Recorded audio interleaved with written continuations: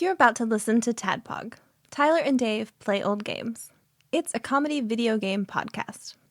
We would like to stress that the hosts are not experts and are really just very crass commentators. Seriously, this is an explicit podcast that happens to talk about video games sometimes. So please enjoy this pretty okay podcast with Tyler and Dave.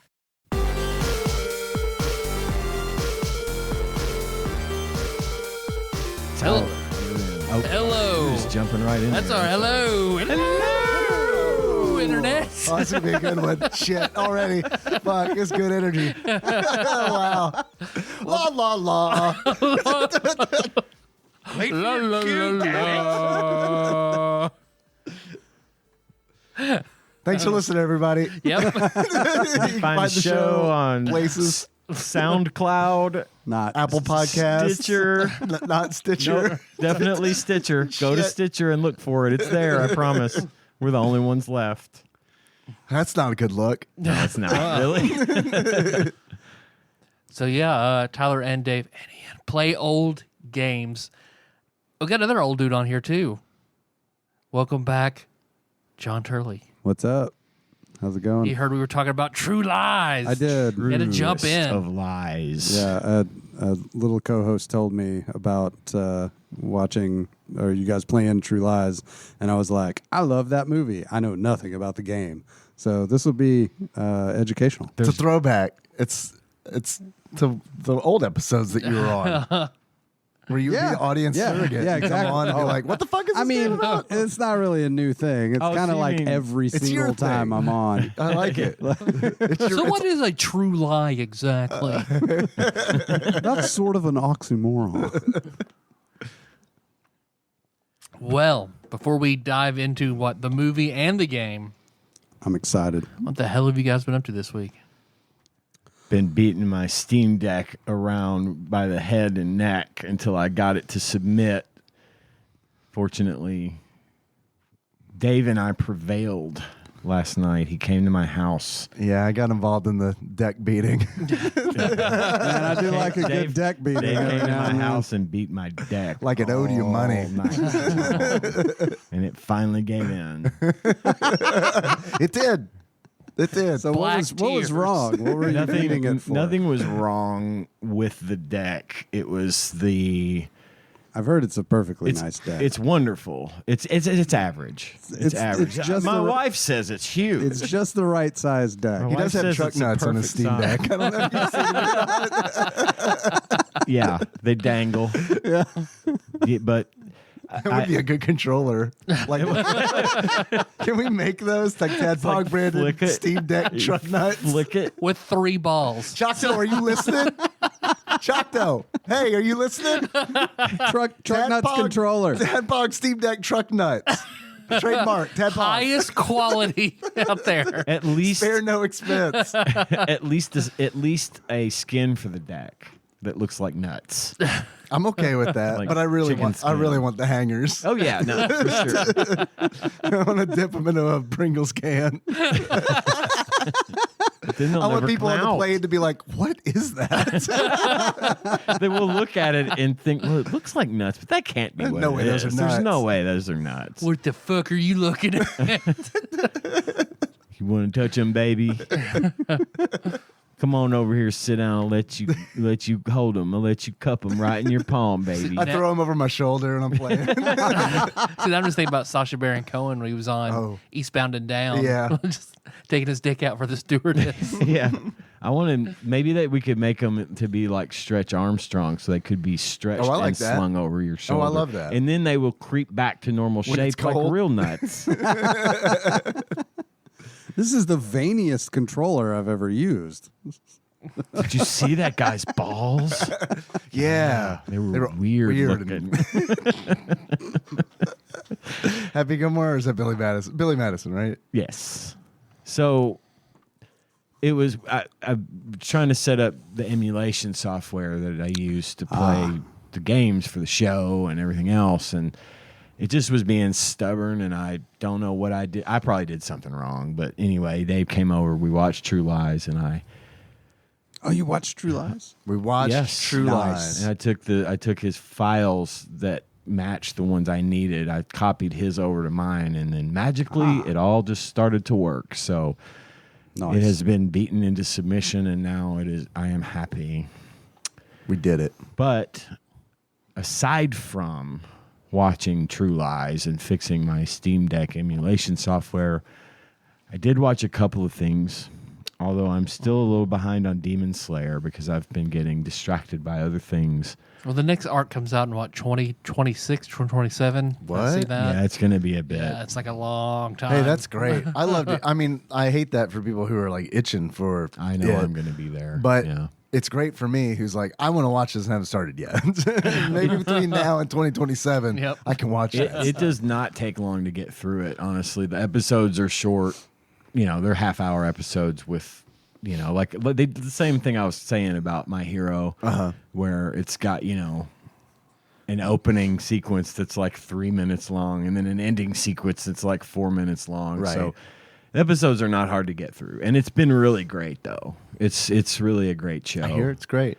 So it's kind of, the episodes are kind of like a 30-minute TV show back in the day when you had commercials. Pretty and It much. was like 22 minutes 22 of minutes. actual Pretty show. much. Yeah, that's a good way of putting it. It's like watching a sitcom on network television. So you get about the same amount of not content. I'd watch the shit out of Cheers, the anime. Like, Ooh, I'd yeah. watch the shit out of that. Norm-san! Norm-san! Coach Summer. Oh, that's good. That's good. Watch the shit out of that. That would be amazing. I'd also, I know they've done like this. I'm just. What's her name? What's the blonde girl? Diane? Diane, just constantly with Sam, just Baka. True Sundari. But I know they've done the Star Wars animation, but I would legitimately love to watch like an anime adaptation, like movie adaptations. Oh, you mean Visions. So like Yeah. you want like I want the movies redone. the movies redone. I do In too. like anime style. Yeah. That would be in awesome. choose a style from episodes of Visions that you've seen. Oh yeah, that would be great. I'd love Type to of see thing. Studio Triggers Yeah, for sure. because that would be batshit insane. It would be It'd be a different crazy. movie. But yes, no, I'm with you. That needs to happen because I love Visions a lot, and Yeah. there's a lot. It's a lot of really cool stories that happen in that show. But yes, a redoing of them. I mean, if he was willing to fuck them up the first time, why don't Yeah. we just fucking? Yeah, it don't matter. animate It doesn't matter. Like, It doesn't matter it's like, yeah, anymore. it doesn't matter. But what I did watch this week, as you all know, I am quite fond of the show. It comes on Shudder every week in the summer called The Last Drive-In with Joe Bob Briggs. And I don't know if I've gotten in. Basically, he and his co-host Darcy, who is known as Diana Prince on other websites, if you're interested in You said that in a way that I feel like I need to Google it. her. And Diana Prince is the name of Wonder Woman's alter ego. If so, take that for what you will. Anywho, he hosts and he's the whole the set is like he's sitting at a drive-in outside a trailer. It's all indoors, but it's like all his shit is strung everywhere. He's got a fish tank with a lizard in it, and he's this guy that he's an older dude. He wears a bolo tie. But he's been around forever. He used to have a show on USA Network called Monster Vision. And it was kind of, do y'all remember Up All Night with Rhonda Shear? I do. Up All All Night. Night. That's right.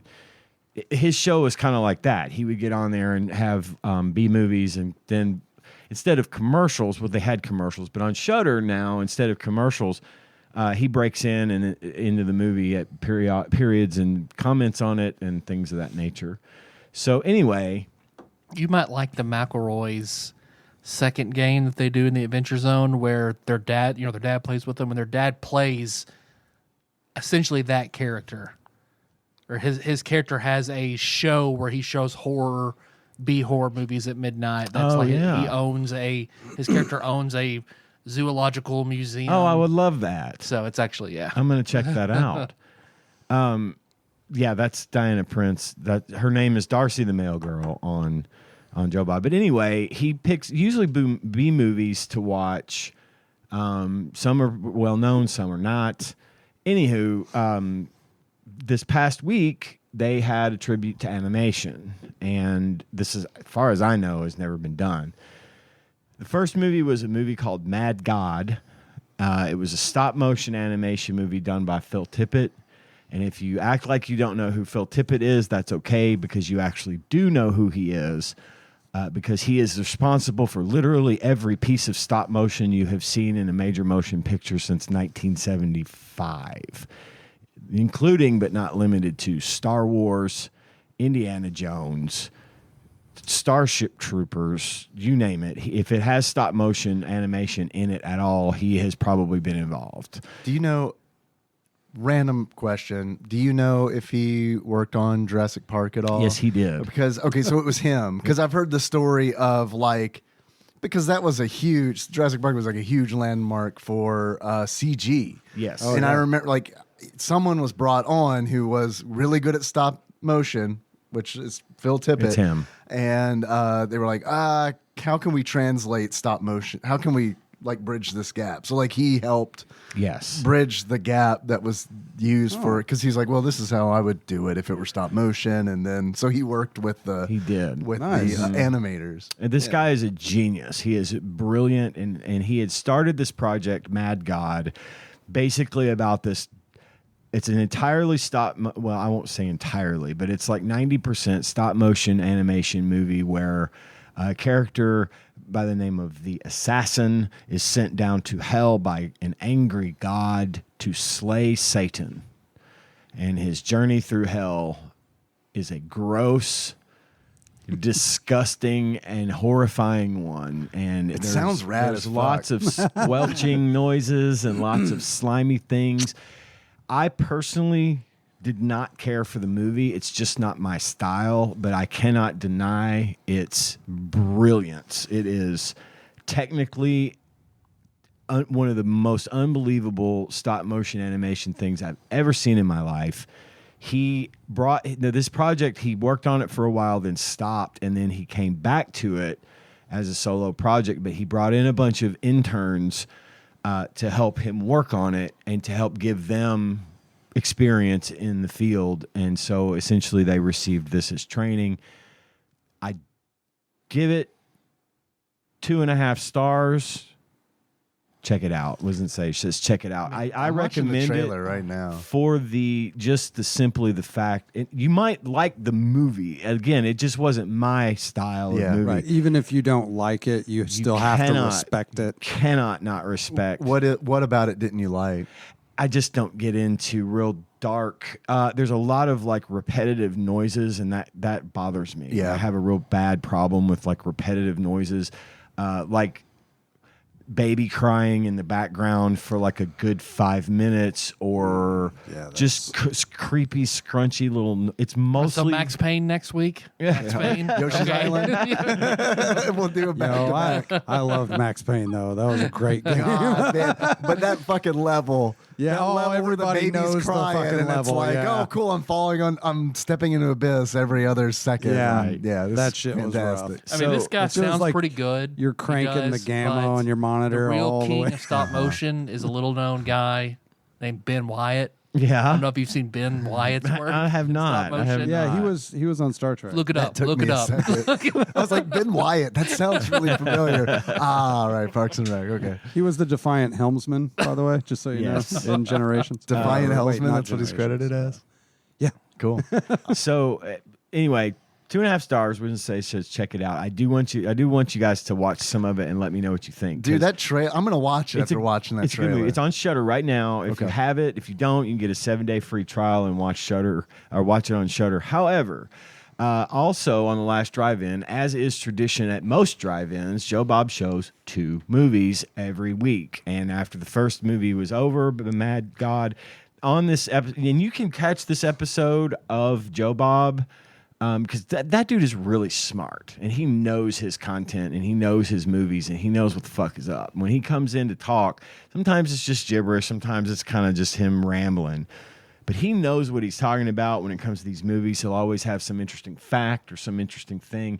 He actually has Phil Tippett on the show to discuss the movie Mad God and how it came together and all the stuff. So if you watch it and if you got Shudder, you can tune in and watch that episode of Last Drive-In and catch it. And also, the second movie is where I usually fall off. Usually the second movie is some garbage movie that's also on Shudder that they just show to kill time, yada, yada, yada. I don't know.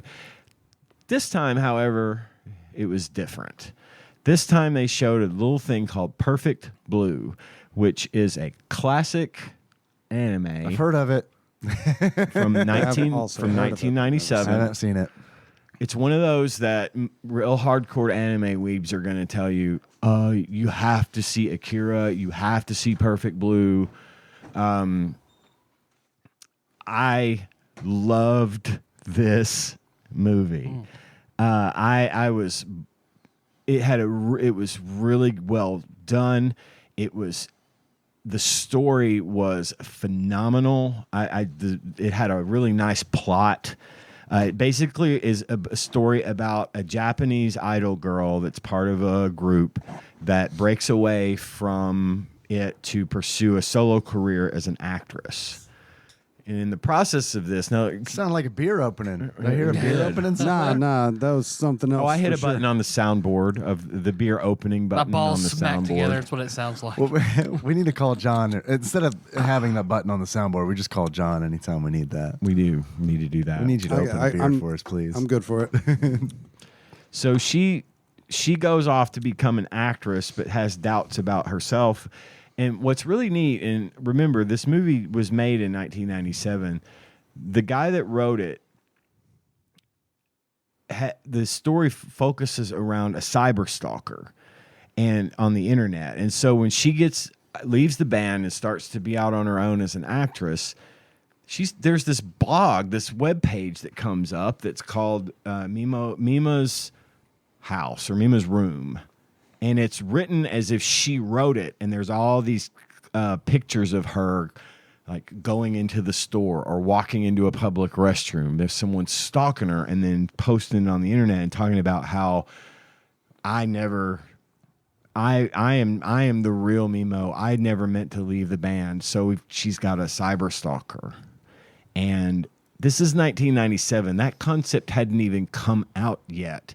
This guy had already foreseen that this kind of thing was going to be a problem. And he hits the nail right on the head with how that shit works. And then it just sort of follows the story. The people that are involved in her career change start ending up dead. Then you start questioning who's really the killer. And I was going into this thinking, well, I'm going to watch it just as an act of contrition, just to say, I know I've always heard I needed to see this movie, so I'm going to fucking just sit through it and hope for the best. And boy, did I get it. I absolutely loved this movie. So if you're into anime at all, or really even if you're not, because it's not like crazy. You don't have to be an anime super fan to enjoy this movie. That's just how well it's done. It is on Shudder as well. It's subtitles. There's no dubs on this one. But wow. Oddly enough, you really liked it. Oh, I did. Because you really liked it. I avoid things until their dubs are out, unless it's like Chainsaw Man. Sure. Because I will just put up with it then, But this is that case. Watch it twice. Yes, you get to read it once, and then read it, and then listen to it next time, which is what I'm going to do very soon. As soon as I finish Demon Slayer, but definitely recommend this one. 4 stars, 4 big shiny golden stars for Perfect Blue. 4 stars is the top. That's of the metric. highest. Correct? Now, was this Perfect Blue or La Blue Girl? Perfect. I don't get the joke. Oh man, I got something to recommend to you. I love it when that happens. I don't know the reference, but yeah, 4 stars. Wiz and Sage says check it out. I am going to stop talking about things I've watched until we get to the second segment. I have, as we mentioned, Dave and I watched True Lies together last night. We had a great fucking time watching it. Just lots of laughs were had. Kind of putting words in my mouth. No, I was there when you were laughing. Unless you were just laughing at how bad it was. I don't think that's true because it's an excellent movie. But when we get to the second part, Tyler, I have a goodie bag tonight, and it is for True Lies. A True Lies goodie bag. We will do the True Lies goodie bag in segment 2. Cool. As far as the rest of it goes, that's all I got. John, how about you? What you been doing, man? Nothing exciting. No. Yeah. Just working kids and all that stuff. Yep. I went on did like a volunteer thing for church where we worked on some people's houses, and I've been going on hikes out in LBL. Nice. That's Canal awesome, Loop? man. You doing Canal That's Loop? awesome. I don't even know where that's at. I've heard of it, but It's around the canal. No. Yeah. It loops. It loops around the canal. we So went, there's a canal, you see. Man, because I've been looking into it. I've been thinking about doing it because we've been walking more, and I'm Yeah. tired of walking around the neighborhood. I'm tired of walking around Noble Park. They got these sorry to I'm not trying to hijack this, but Paducah Cast. So yeah. Well, they got this little education trail that's literally half a mile. So Okay. it's okay, I guess I can walk this a billion times. And then they have Yeah. the Greenway Trail, which is really cool, but it's a big sidewalk. yeah, well, yeah, half of it at least, which is great like for a big biking and sidewalk, stuff, yeah. but it's I don't know, it gets kind of boring when Boring, you walk. yeah. It's this is the biggest, longest sidewalk. So I've been thinking about going to LBL, but I haven't yet. So we normally just go to the first welcome station and Yeah. we walk the paved trail, and that goes back. You can actually walk that all the way to where Hillman's Ferry is, but we've done that a couple of times. But they do a special mass twice a year at my church. They actually Christmas, do Easter. it. They actually do it at St. Stephen's Catholic Church, which is a Catholic church in the middle of LBL. They haven't had regular services there since 1945. How big is it? It is fucking Have tiny. you ever seen? Is that the one that we went to in the middle of the night that one time? Dude, I bet it is. I bet it is. Have you ever seen The Village? It looks like the houses from Yeah, in The Village. yeah, They're with- like, That's I totally think that's what it where was we were. then. Yeah, we went there in the middle of the night one time. oh wow. Well, wow, was because creepy that as hell. bitch is a good, it is about a forgot about that. 2-mile hike. You can park at this We didn't go in or do cemetery. anything illegal. You can, We just checked off.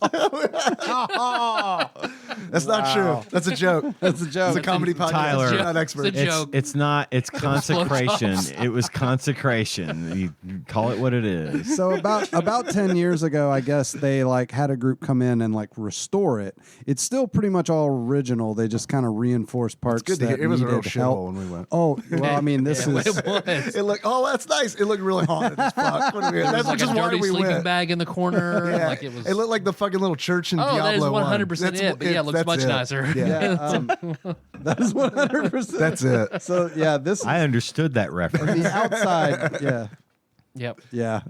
So anyway, they have a mass there twice a year now. I don't know when they started doing it, and it's because there's a Catholic cemetery there, Right. And so Went they there have too. and Which they have also added to the creep factor, I'm sure. And so they did this thing because our priest at church is kind of he's kind of a health nut, and he runs marathons and shit. His body's a temple. Yeah, apparently. So he was like, "Well, we're gonna do this thing. We're gonna go hiking." Well, it was hot as fuck. It was 97 Dude, degrees the or weekend something. you went, John told me about this after they got Yeah. back the next day, and it was like the hottest day we've had yet this It was- year. Did you was bring the a day ruck? He went. No, I had a backpack full of water though, so it might as well have been a ruck. But me and Andy, we walked there, or we hiked there, and we did, had the mass and everything, and then we hiked back to the cemetery. It ends up being about 4 miles there and back, and it's not rough. You Yeah. could drive a car down it, but Sure. don't Don't do that. Yeah, don't. Yeah. Unless your car is a 4x4, probably shouldn't. But anyway, we did that, and then Andy wanted to go do it again, so we went up there, and it's funny. This time it was 82, and it was a different, totally different experience. I was just like, this isn't bad at all. This 4 miles has been like really easy. Were you with kids both times? No, there's no way. No way my children would have made that hike. Man, because that's the big thing when we go like to Noble Park even. It's like Henry will get like a mile in. And he's like, I'm ready to go home. And I'm like, I want to do this for 3 more miles. Yeah. That's why we didn't take them. Like we take them on the walks on the more paved paths and stuff out there. But yeah, so hiked way the fuck out in LBL, cool, and that's about it. Work sucks. LBL is awesome. Other than that, it's really. I did start watching. I've been watching Strange New Worlds because it's still coming on, and I gotta watch that still. Fuck, I love that show. God, it's so good. Here's how much because you pitched that one to me in a Wendy's, and that's important. And I was like, oh man, that actually does sound like a Star Trek show that I would like. That's where all the good things come from, is to pitch on a napkin at a Wendy's. Right, for sure, 100%. The ghost of Dave Thomas presides over all Wendy's meetings, and the meat spills over the bun. Right. Our patties are square.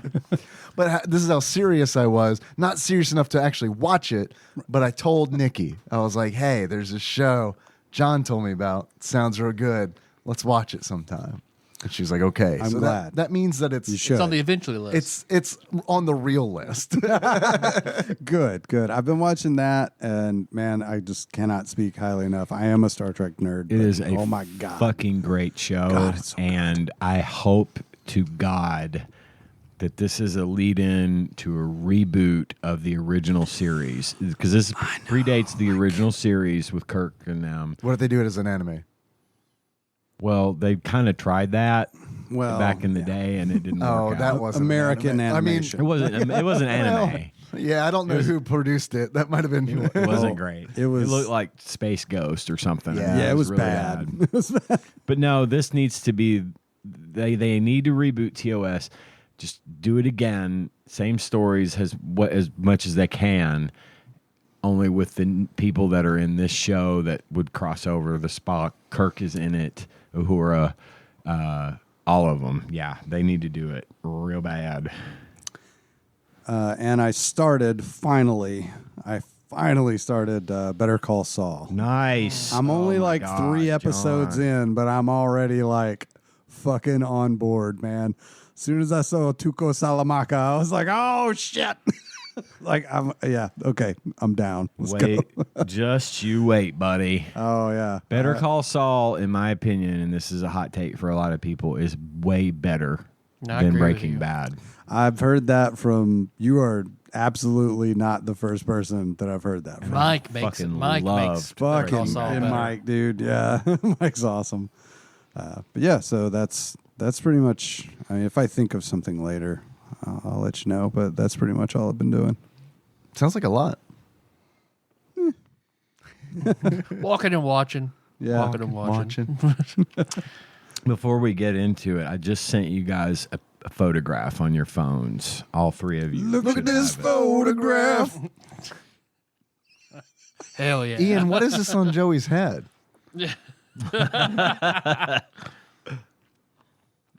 Nice. So where was this? This was at Just Hamburgers. So when you go through the drive-thru of Just Hamburgers, they now have things hanging up in the window. They're children's drawings. And I don't know if you can read what it says at the bottom. HE double hockey sticks. Yeah. Yeah. HE double hockey sticks. Yeah. And I saw that in the drive-thru last night, and I thought to myself, hell yeah. Good on you, kid. It's also, he spelled sticks, stikes, which I love. So I'm going to try to remember to say HE double hockey stikes, yeah. Stikes are so much more badass. They really are. Yeah, man. Anyway. Stikes. What about you, Dave? I played some Trophy Gold on Friday, which is it's a tabletop RPG that I like a lot. We'd played it before, but I'd played it before with this group, and we just hadn't played it in a long time. It's kind of like a rules light. more like a storytelling thing than, I mean, you make rolls and stuff, but it's like a collaborative storytelling thing where it's like a lot of the rolls, it's like encouraged where you make like a devil's bargain, which is essentially everybody at the table can, if they want to, offer up you get to roll one extra die essentially, but this happens. So like if you make that agreement, it's, for example, it's like, okay, you're able to slash the snake, but when you do, its body ruptures into like hundreds of tiny snakes. It's that kind of thing. And he'd be like, yeah, okay, I like that. That sounds cool. I'll take the extra die, and it helps you on your success. It's like this dark fantasy thing where the chance to die is really high. It's all about going into like haunted spaces and like forgotten areas and stuff like that. So you deal with a lot of like spirits, evil spirits and stuff like that. Like a lot of stuff where it's kind of like, if you can come up with a good enough story where you all would survive, you probably will. But then I've played the other version of that before called Trophy Dark, and Trophy Dark is where it's like everyone's gonna die. Like that's like you go in like, as a group knowing, like, you know, players at the table go in knowing, okay, we're gonna die. How do we make that as entertaining and you know, as possible? And then you don't always die, but no one ever comes out of it the same. Like if someone survives, they're usually like to sanity, gone mentally. Yeah, to sanity. So that's a cool system. That was fun. And then I saw Asteroid City with Dennis on Saturday, the Wes Anderson joint. Oh, yeah. Isn't that one like really short? I don't know what the runtime was. I don't know what the runtime was. However, I do know that a lot of the older people around me thought it was too long. Oh, really? Yeah. Hey, absolutely. a short Wes Anderson film feels like a long Wes Anderson film. Yeah. Honestly, and maybe that's because I'm one of the old people that like, was this still going? Yeah, there was an older couple that was like next to me, and like, I don't know, I thought they were enjoying it because the guy was laughing, and then like it's broken into like, I guess 3 acts, and then there's an epilogue, and when it came up and it said epilogue, the guy was like, oh. And I was like, oh, I misread this guy completely. I expected him to get up. That's usually what I see at Maiden Alley, is like, it's crazy, man. Every time I go see like a movie at Maiden Alley, like I saw, damn it, I can't remember the name of that movie. Oh my God, what Matthew McConaughey plays that, like the crooked cop that does the God, is it Mud? Oh, fuck. I know it. I can't think of it. Well, now. it's a movie that essentially ends with, I don't want to give the ending away, but some pretty graphic stuff happens, and it was like old people were just like bloop bloop bloop bloop. Like, I mean, it was like they were getting the fuck out of that. I did not want any part of that. I thought it was really funny because I mean, it was. I don't blame them. I'll put it that way because it was like difficult to sit through. I know it. It's something Joe. Yeah, Joe Dirt. Not Joe Dirt. Beautiful. Not beautiful. Killer Joe. Killer Joe. Yeah, Killer Joe. I've heard of that one, but I haven't seen I think it. it's William Friedkin. That is I a think really fucking good did movie. It. So It's check that out. It's uncomfortably good. Yeah, it's real uncomfortable Gotcha. at the end. It's uncomfortable throughout the whole thing, but it's really uncomfortable. Like that's one of those movies. I don't want to talk about it because it is. You want to be shocked by it. It's like that, but it's one of those where it's like he started with that. Like he started from that and worked backwards. Yeah. Gotcha. It's like Bone Tomahawk. Yeah. Where you're just like, whoa. I didn't. It is like Bone Tomahawk. I need to watch that one too, man. Dude. It's wow. not that kind of movie, but not. it is just got that same kind of shock value. Yeah, it's a disturbing movie. Like Bone Tomahawk is a disturbing real. movie. But I Speaking loved of Wes Anderson, I just recently, like within the last couple of months, watched the Grand Budapest Hotel, which I really liked. I thought it was a really good movie. I thought Ray Fiennes was fucking spectacular in it. Like, he was really, really good. Speaking of Ray Fiennes, have you seen The Menu? I've not. I've heard it was good. Or Harry but Potter. I've heard it was... What? What is this? Harry Potter. Who shall not be named. You can't say his actor name either. Yeah, I do like Wes Anderson movies. I haven't seen like all of them or anything, but I've seen more than a few. So I thought Asteroid City is one of those movies where it's like, because I saw it with Dennis and we talked about it, and like, because he was like, "Did you like it?" I was like, "I liked it. I did not understand it. Like I did not understand. That's par for the course, though." And it was like, I think there's a lot of different ways you could. I mean, it was entertaining, and there were some really like. It's clever, of course. I mean, that's kind of like part and parcel. I feel like it's clever, but there were a lot of things. Like when I left, I was like, "What was he trying to say?" You know, it feels like he was trying to say something, and it completely went over my head. There's a lot of his stuff that's open for interpretation too, I think, but they're all. I mean, I like Life Aquatic. Yeah.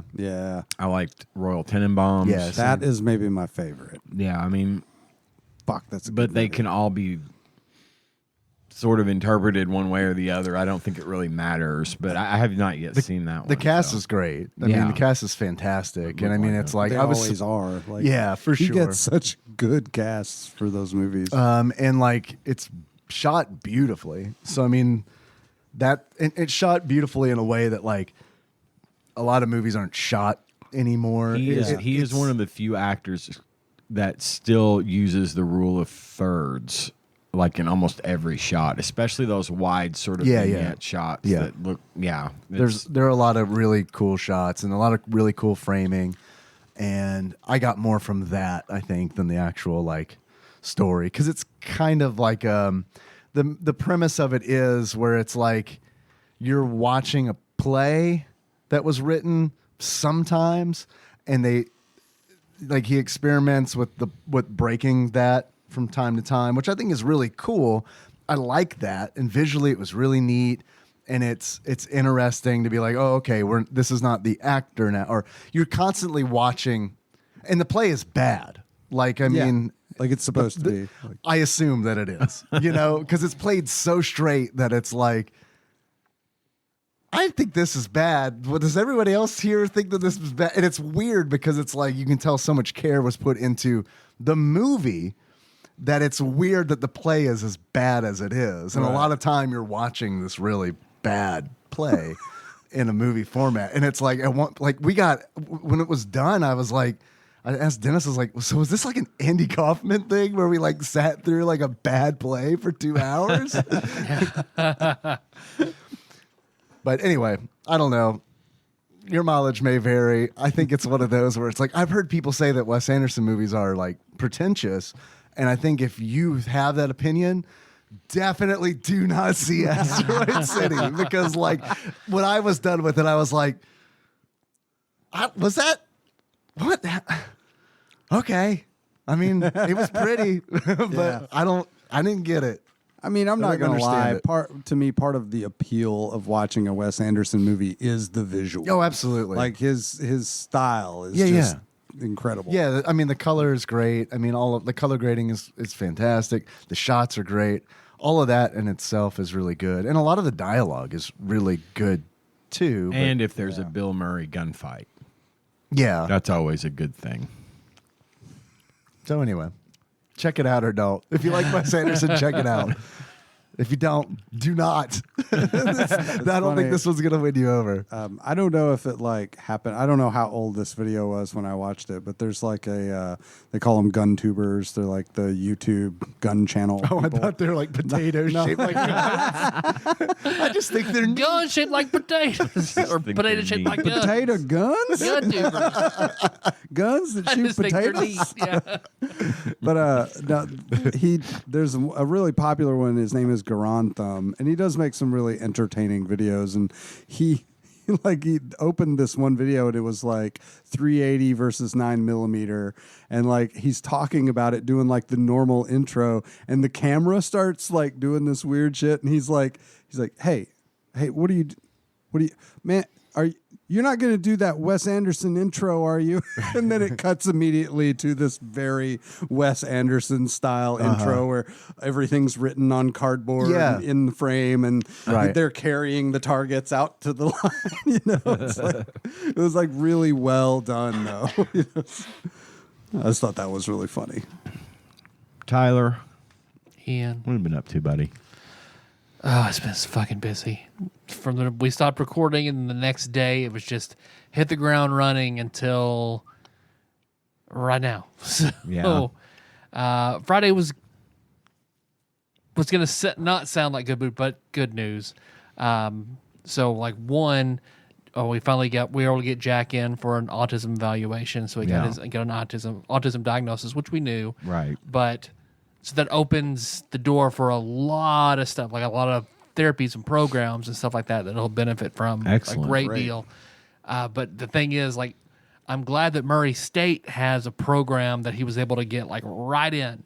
Most other places we looked at, like immediately. Yeah. Wow, so that is anywhere amazing. between 2 and 10 years, like everywhere else we looked. Like the King Should Have Fucked Mountain Place in Louisville was a 10-year waiting list. Whoa. And Murray State's way closer. Yep. Way closer. There's a new autism center getting ready to open up for the Easter he gets Seals. grandfathered in. Is that right? Good. Yeah, Sweet. Yep. John and I set up the network stuff there. They're one of our clients, and so we got to see the new building. They have redone that thing from. It used to be a really shitty nursing home that you used to work for. Oh, okay. Well, I'm glad someone used that building, because it's not a bad building. Well, they've redone it. It is fantastic now. Awesome. It's state-of-the-art facility, and I love that he's going to be able to get in there and take advantage of it. That's awesome. And then he had his annual neuro appointment in Louisville. So then we went in that, and that was great. Looks even better than last year. Excellent. One more. We'll go again next year, and if that's good, then we'll only have to go every other year. I love it. Cool. Great. That's great news. So, and then we went and Melissa's parents were turned into like a trip. So we went to, what did we do there? Because they went to like that Panama Jacks indoor facility and just did games and stuff for the kids. So cool. It's good, but busy. So I did not get to watch True Lies. I did watch the cinema sins of True Lies. And I'm very confused about what this movie is after watching We'll get you up to speed, okay? Oh, yeah. Okay. Especially So after is it a joke? Is it a comedy? my goodie bag we'll is get going to to make it. everything super clear. Hey, at some point, though, do watch it. It's so good.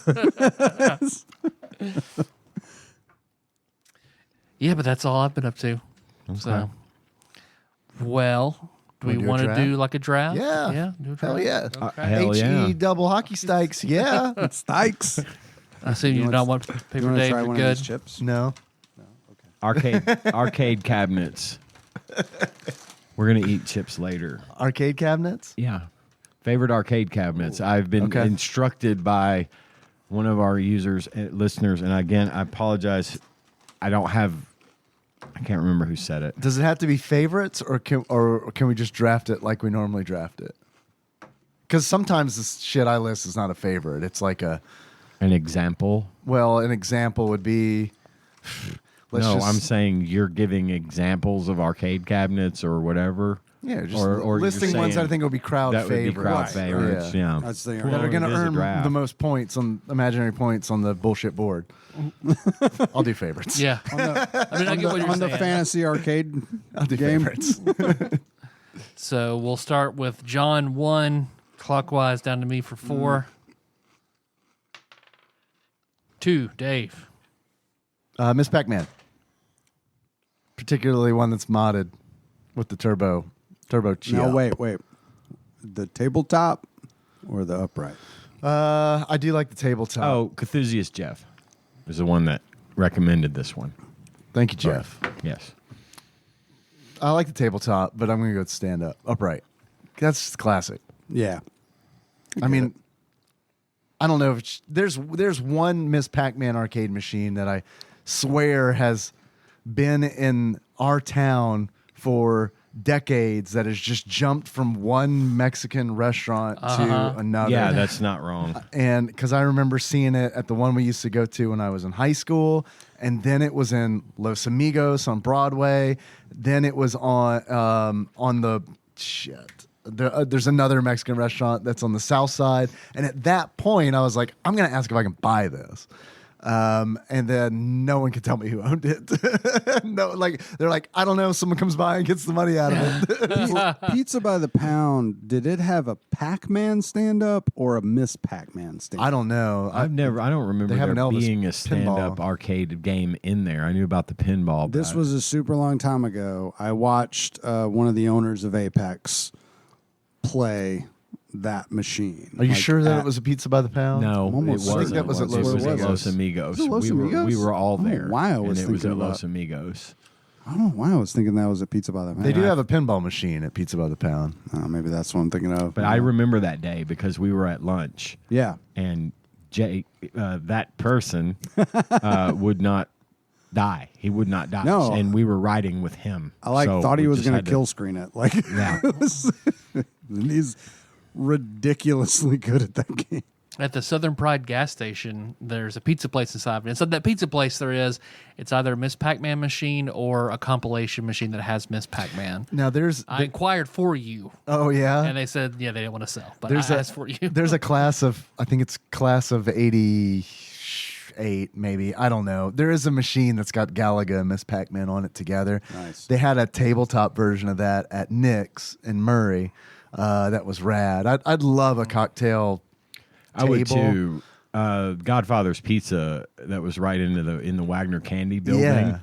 Yeah. Used to have a Miss Pac-Man in there, and I would just when we would go, I would bolt for it. But that was our table. That's where we ate. Right. Yeah. Was Yeah. on that machine. Yeah. That's when Nikki and I would go to Nick's and Murray. God, It's I like loved it. let's sit at Miss Pac-Man. Yes. God, I loved that. I loved it. Yeah. Miss Pac-Man was my dad's game. He was as good at it as the person we're talking about from Apex easily. Wow. And he showed me the ropes. Like when he used to work, when we moved to Paducah, we did so because of the mall and the Right. jewelry store that my dad at the time managed was in this brand new mall. And then, of course, we had an arcade in there. I got to grow up in the golden age of the arcade. So at its peak, the arcade was here anywhere in a mall, just like it is depicted in the movies. It was crowded, it was exciting, it was fun, it was the place to fucking go, right? My dad would go down there on his lunch break. He never ate lunch. He would take $1 and go down to the arcade, put it into the Miss Pac-Man, and play it for an hour, and then walk away because he would still be well into the lives. He couldn't end it. He was a savant. You like hand it off to somebody?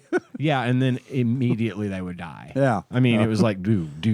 Because, I mean, by that point, Miss Pac-Man's moving at the speed of sound, So, good pick, Dave. Love that game. It's a classic. It's perfect. Yeah. I've been tempted It's better than before. Pac-Man. Yeah, it's way better than Pac-Man. I've been tempted before to get. Obviously, I'm asking the people at the restaurant where it's like, hey, do you know who owns this?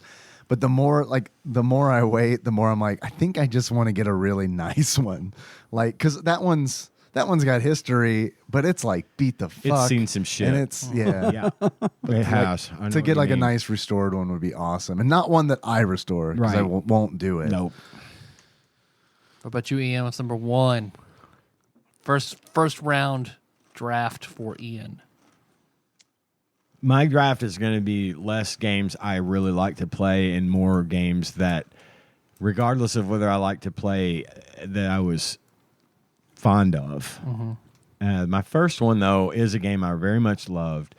It was going to be Miss Pac-Man. But my second pick for number one was Galaga. Damn it. Yeah, man. Got to go. And that's Great why that's game. the one. That's why Miss Pac-Man and Galaga are the two that get sold at like Walmart and, the full-size quote-unquote cabinets that you can buy, because those two games were fucking classic.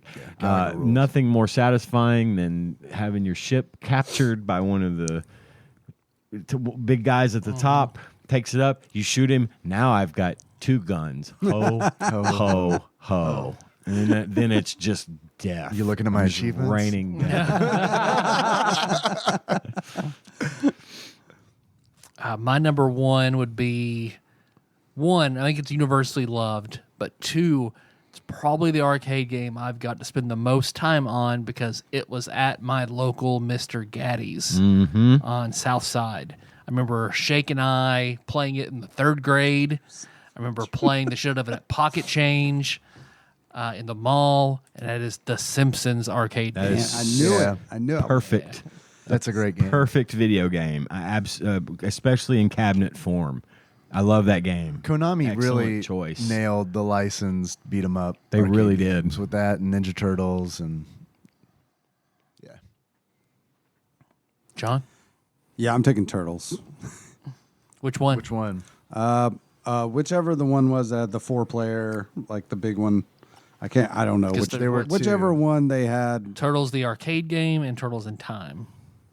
I bet it was Turtles the arcade game. Yeah, I think bet it so. was, too. It was The at first it was at level Pocket is Change. you're in whichever It was one the they arcade had. April's game. burning Yeah. apartment, and you fight. Yeah, yeah. Yeah, on the that's first the level. first one. Yep.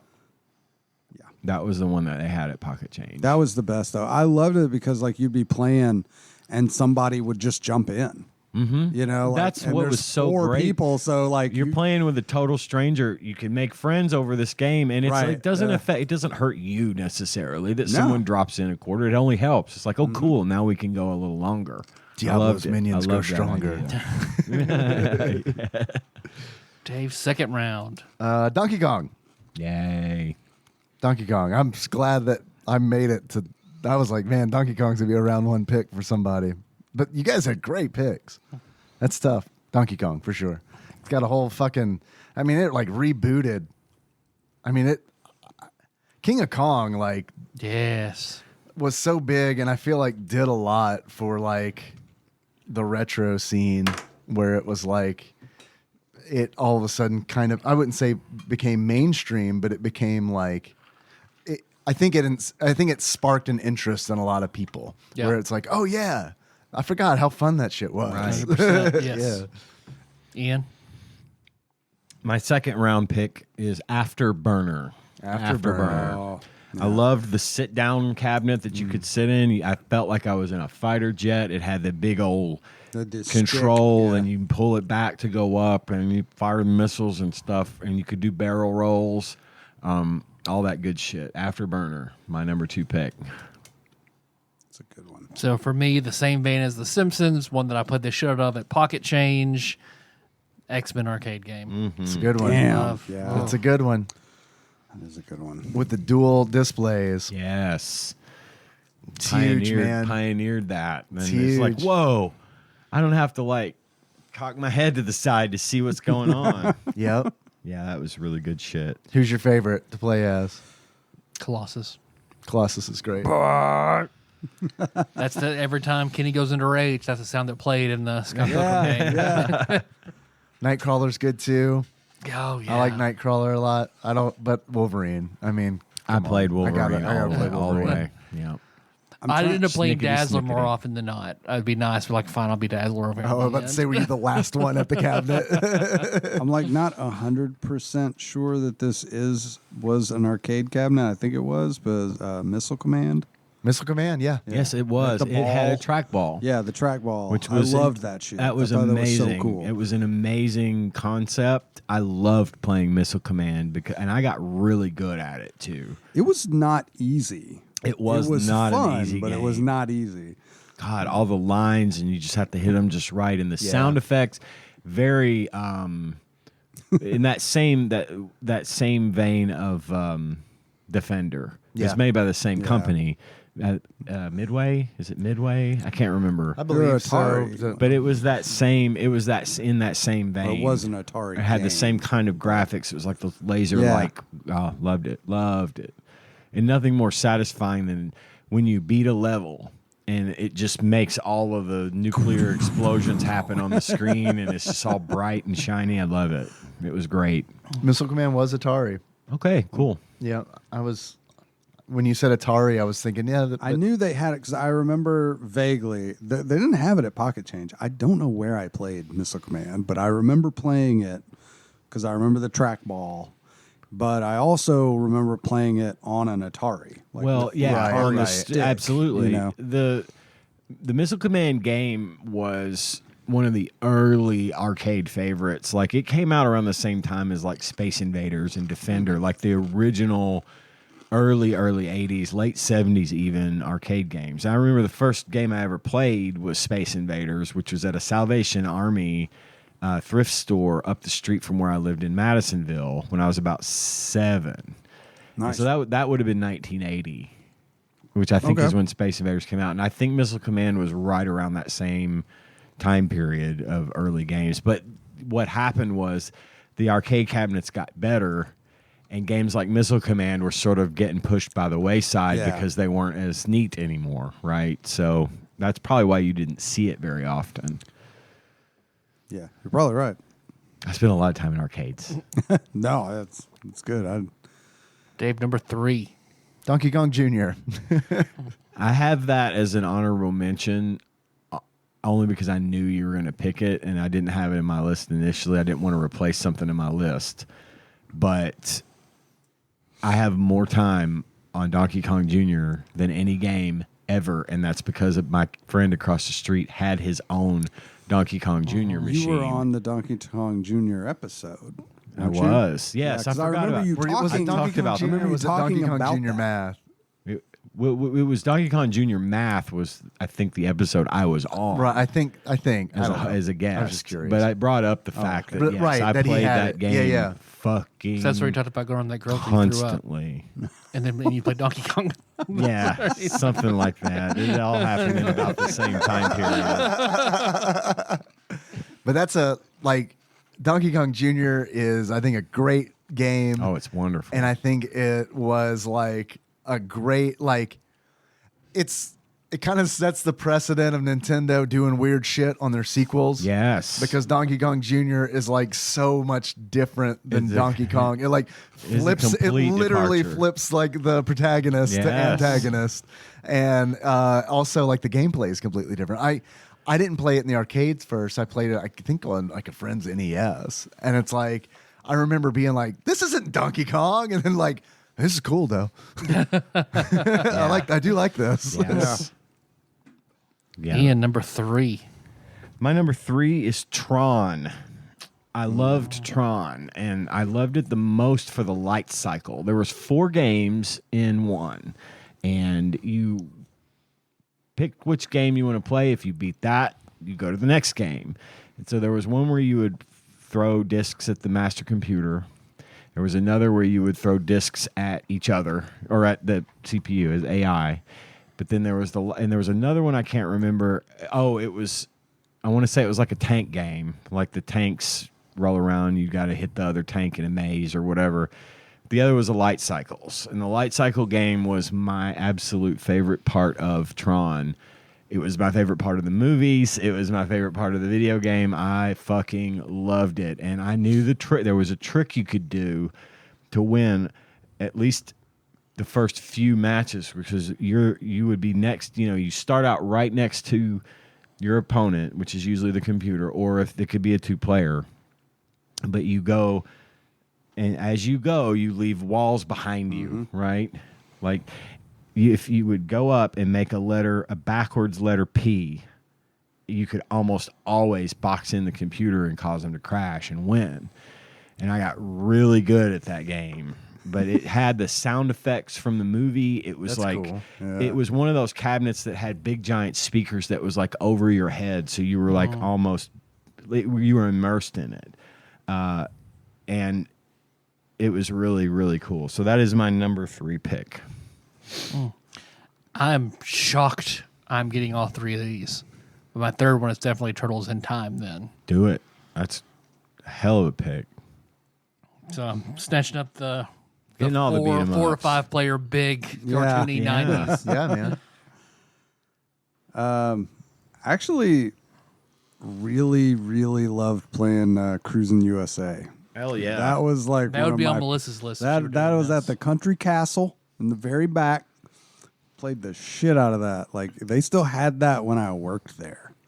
I always played that with manual transmission too. Well, yeah, That doesn't surprise me. It's fun. I didn't initially, but I got to the point where I wanted it to be manual because could handle the you corners could just and slam stuff those better. gears. Were they made like- it was all made out of metal, so you could just It was made like for some abuse and great tunes, great music in that game. For Each sure. week was your boss like, John, do you want to be paid this week, or we can put Cruising USA on free play for an hour? Well, between that and the jukebox, a substantial amount of my pay did go Yeah, to I back bet. to the castle. Yeah, that's smart of them. Yeah, It is. It is. because me and Will, the shady character, we both worked there. That's where I met him. I didn't and know like, that. yeah, we would.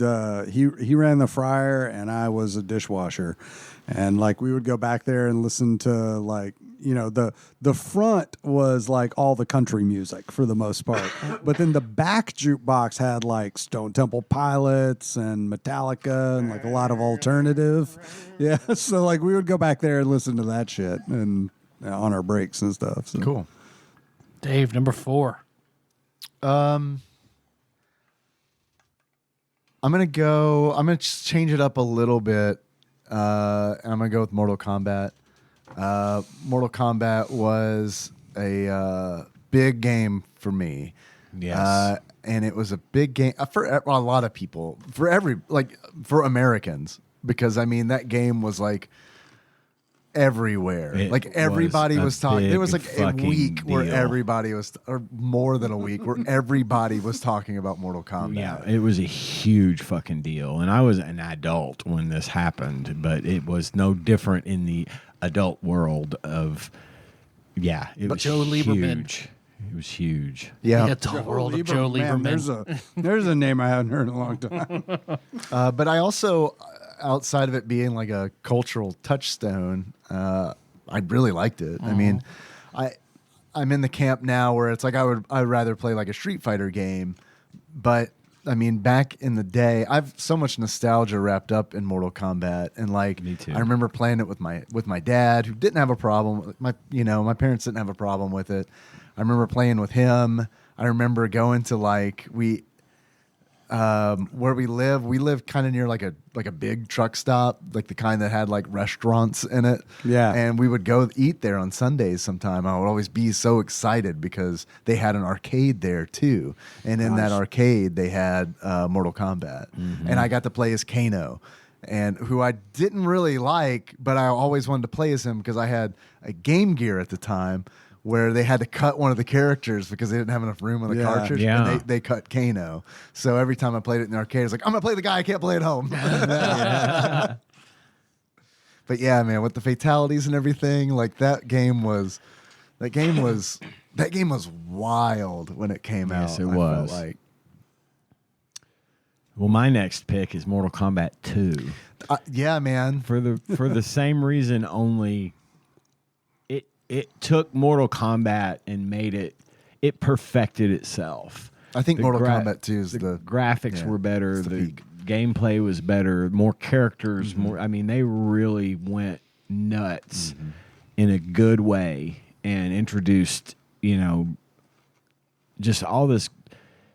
I loved Mortal Kombat, but I spent real money on Mortal Kombat 2 in the arcade that was near my house in Lexington because I just couldn't get enough. Me and a buddy would go up there and just spend hours hoarding that fucking machine. I wish I remember when Mortal Kombat 2 came out. I remember I was in middle school, and I remember being like, okay, I got to make $5 last, Yeah. or even honestly like less than that. And it's like I always envied the older like the older teens and like the people in their 20s who like were there all the time, and it's like we would just come up and just get murdered instantly because like this is our first time playing it. We want to we want to play it, Yeah. and it's just like, oh, okay, I'm dead. All right, I guess I'll go back to the end of this line and then work my way up, Yeah. and then like put it in. Okay, I'm dead. Okay. And like, so yeah, I was meat for the grinder. But yeah, man, that's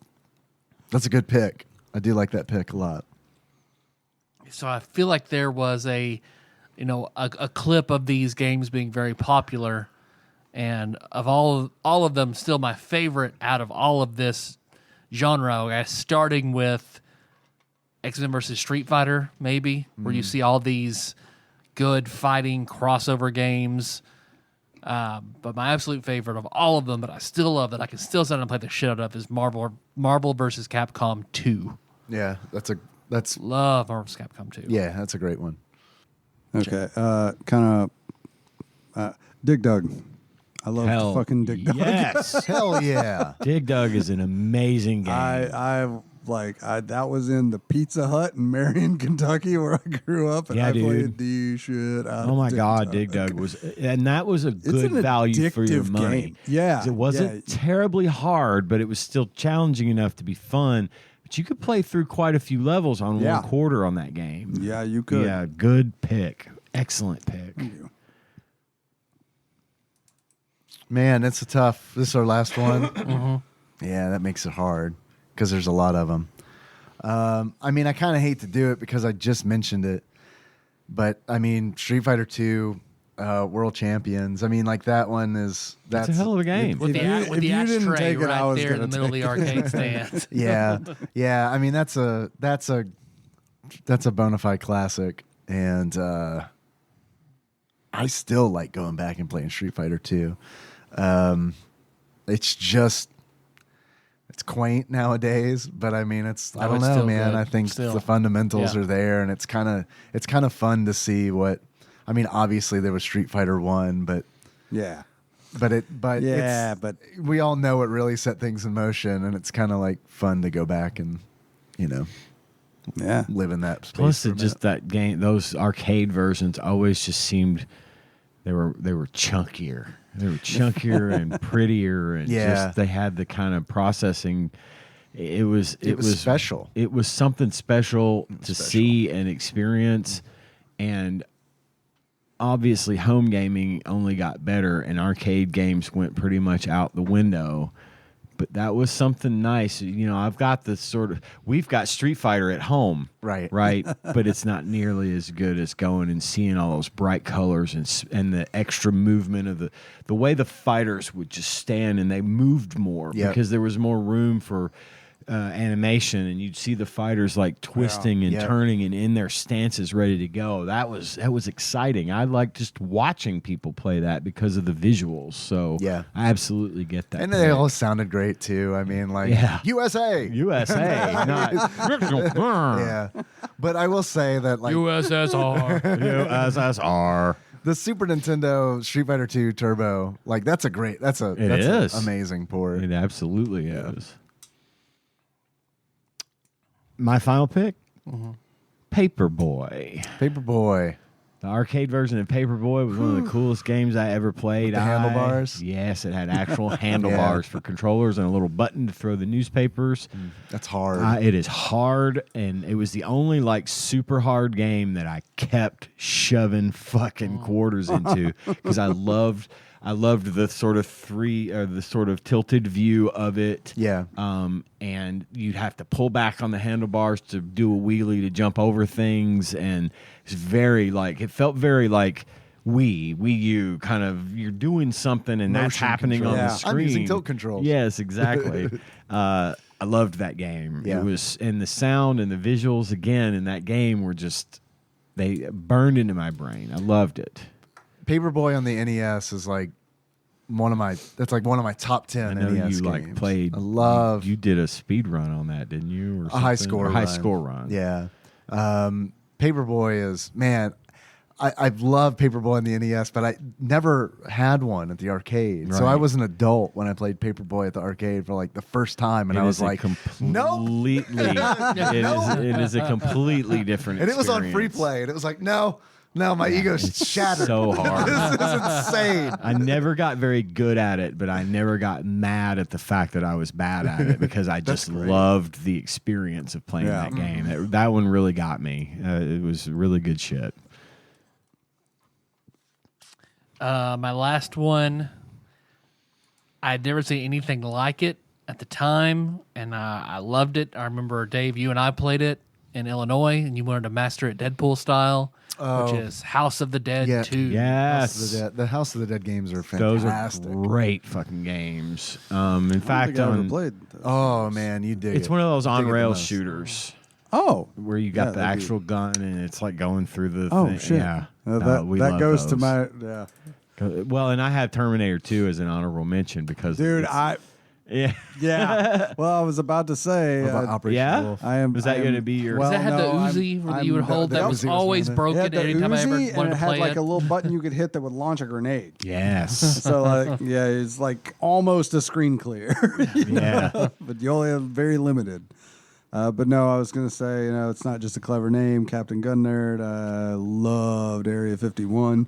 Oh shit! I forgot about it. You and I played Area yeah, we 51 did. at the prom. If I'd remembered that, I would have last picked that time. for number 5. I'd just forgotten God, about it. what a Fuck, great I love Area game. 51. Yeah, I played the shit. I mean, I would play that game till my fucking arms were just shaking from holding Yes. that tiny plastic controller. Going to Yes. muscle failure. Yeah, I mean, Okay. seriously, like just fucking shaking because I'd held my arms out so long. Yeah, sure. It was still fun and Yeah. good times. I like that game. I also had Dragon's Lair on my honorable mentions That's a good list honorable mention. because I hated playing it, but I distinctly remember the first time I saw that game. It was in an arcade in Madisonville called Pirates Cove, and I had no idea that it existed. I walked in and was watching someone play a fucking cartoon. Right. Yeah. And I was like, what the fuck am I looking at? What is happening? Turns out the game was garbage for me. I couldn't play it. I didn't have the reaction time to pick the right tunnels or the, whatever. Sure. That game still fascinates me. I watched someone play that, like long play that game on YouTube. Yeah. And he beat it. And I just watched it and thought to myself, how the fuck can anybody do this? Because I still got that child brain. Right. Yeah. Just not able to process what Well, the I was SNES seeing. is a great port. You should play it. NES is even better. Honorable mentions, man. Star Wars. The Star Wars Yes. Vector arcade Yes. game. Wow, that was a cool game, man. That was good. That was a cool I game. still play that at prom every year too. And that was like in the beginning times too, where it's like, wow, just imagine what they can do with this stuff decades from now when they add like textures, Yeah. So that's all that just the wireframe yoke, stuff. just the Yes. yoke on that game was Yeah. just And the sound. awesome. I and mean, the even sound the sound from I the thought was movie. good. It was Right. sound Yeah. from the movie when Yes. you fire those lasers. It made that wink, wink, wink, wink noise, and it's like, yeah, destroy. Simply put, destroy the Death Star. Right. Destroy TIE fighters, and it was simple. That was what got me loving those flight type games, first Space person combats. space combat games, just because it was brilliant. It's a really cool it was game. A really cool game. Actually, had forgotten about it. I would have put that on my list had I thought of it. It was close to being on mine. Yeah. There were several. All these honorable mentions are one where it's like, oh God, man, I'd love this to Sure. be on there. Star Wars, Frogger. I think Frogger gets a lot of. yes.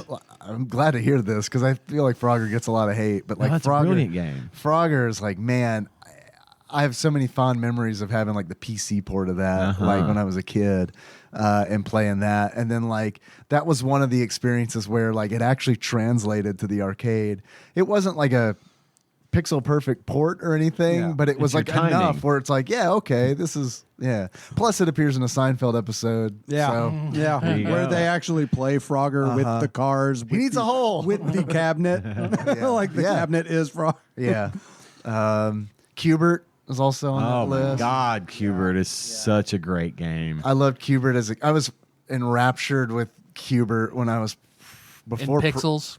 Yeah, Yeah. and Pixels, of course, with all the swearing. I feel like one of the things about the arcade that I miss most is that we all kind of mentioned at least one, I think, where like it's a non-standard controller. Absolutely. Like Yeah. that, and you know, A you don't unique get that layout or- experience yeah. on a console You're or absolutely even really right. on a PC unless you spend some money to do it. But like, you know, Cruisin's got the steering wheel. Right. I can't remember the name of that motorcycle game where you sat on the fucking Oh, God, motorcycle you and lean tilted on it, it? and Oh, it would man. do your turns. Remember the skiing one and the snowboard one? Yes, yeah. But like the Paperboy with the fucking handlebars, like Yeah. the track balls, like Yeah, with like all of Centipede those. and Ooh, Centipede's another yeah. good one. That's a Centipede's good also one. my honorable mention. Damn. It's, the But PC it's like port of that too. I feel like we miss that now. You know, or at least I miss that now. I know there are still arcades and stuff, but it's not like we can just, you know, run down the street Right. and hit up the arcade. And I just think that's so cool how you had all these different, Yeah. you know, very game specific. Yeah. Well, and control they methods. wanted it. They needed quarters, right? They needed your money, and they were innovating all of this new shit to get people to shove quarters into it, and it worked. It worked. Oh, yeah. Like that for Afterburner had that effect on me. It's this gigantic cabinet that you sit in, and there's Yeah. speakers It was a everywhere. cockpit. And I feel like I'm flying We're a sitting fucking in a fucking F-15 or F-14. Is it the one that had the screen in the back? Yes. Like you could look over your shoulder Yes. and see fucking planes coming in? Like I think that was it, or there was like an Afterburner 2. I Yeah, it think may have been done one a little that. later. But yeah, that kind of stuff was what got my attention the most, was alternate control, not just joysticks and buttons. Right. Yeah. Excellent point. Cubert was one of those games where I was fascinated with it. Like, that's like probably honestly, aside from playing blackjack on the TRS, Cubert's like one of those where like I remember this is like before preschool, so like 5 years old. I remember being like fascinated with Cubert, and I think it was, I don't know who it was, some fast food restaurant had like little Cubert toys. I think it was like Hardee's or Rallies or something. Yeah. And I remember just loving those and getting like the little purple snake, Cubert on a little rainbow disc. Man, I had shit was Cubert great. on my Atari 5200. It was one of the like 4 games I had. Yeah. And I played, and it was a fairly accurate port of the arcade because it was a 5200. So I think it ran at like, I want to say it ran at 32-bit. I can't remember, but I played it obsessively. Yeah. I loved that game. I'd forgotten all about Cubert. I've only got one. I remember it super well. I just remember, and I didn't pick it because I didn't play it. I watched my dad play it. It's one of the few arcade games that he got into, and because like the church had like a bowling alley or a bowling team for a short time, so they would go to Cardinal Lanes or whatever after Wednesdays or whatever. But He they would serve play it. alcohol at Cardinal Lanes, Tyler. Only if you go in the bar. Oh, yeah. Jesus stayed in the lanes. So, like, whenever they would be between sets or whatever, he would go over because they had a little arcade thing over in Yes. Cardinal Right. Lanes. Yeah. A little Yeah. arcade nook. You Yep. had to walk through it to get to the bathrooms. Yep. And there was one game, it wasn't there very long, and he would get really into it, but he didn't want me to play it. I remember he was pretty upset when like it was there for a little while, and then we came back, it was gone, and we never saw it again. It's called Polybius. Yeah. I fucking loved it. Polybius? I've never. Man, that was a long walk, but it was worth it. That was a long walk, but it was worth it, man. How's your dad But feeling? good game. He was never the same. Oh man, I was like, oh yeah, I get to try to identify this game. That was a nice walk. That's funny. Yeah, I had forgotten about that. What else? Oh, Gyrus. That was another one for me. Gyrus. And Zaxxon. Yeah, And what was the other one that had Tempest? Tempest is a wild ass game. It is wild. Chiller, anybody? The one where you I've played it. the light gun game where you shoot people who are being tortured in a dungeon. Oh, man, I never played that one. Yeah, and you're like, hey, can you shoot the tits off this woman? Yep. Yep. That is fucked up. It is fucked up. You're right. They in Gaddyland by the high school, we would go over and I'd play the hell out of Virtua Fighter 2. I like Virtua Fighter 2 a lot. Yeah. Virtual Fighter was. That's one of those games where it's like when I saw it, it was like, whoa. What was the one with the sword fighting? Soul Calibur. Soul Calibur. Oh, yeah. God, I loved Soul Calibur on the I almost chose Pump It Up. So, oh yeah, that would have been good. This experience became like super late in the arcade. You know, I feel like in the life of the arcade. But when I was living up in Louisville, I was living with Corey. And me and him got super into Tekken. Like I had never really played Tekken. We got real fucking into Tekken. Fucking Eddie Gordo. And I got to the point. Goddamn Agre. I got to the point where I could keep up with him. I couldn't like beat him consistently, but I could beat him every now and then. And Corey was real fucking good. Well, we went into this arcade in the St. Matthews Mall in Louisville, and there was a Tekken tag tournament stand up. Hell And yeah. like that had you know, at least I think it had 2, possibly 4 even, where you could like tag in the other person. They didn't have to like jump in. They had their own station, but like spare no expense.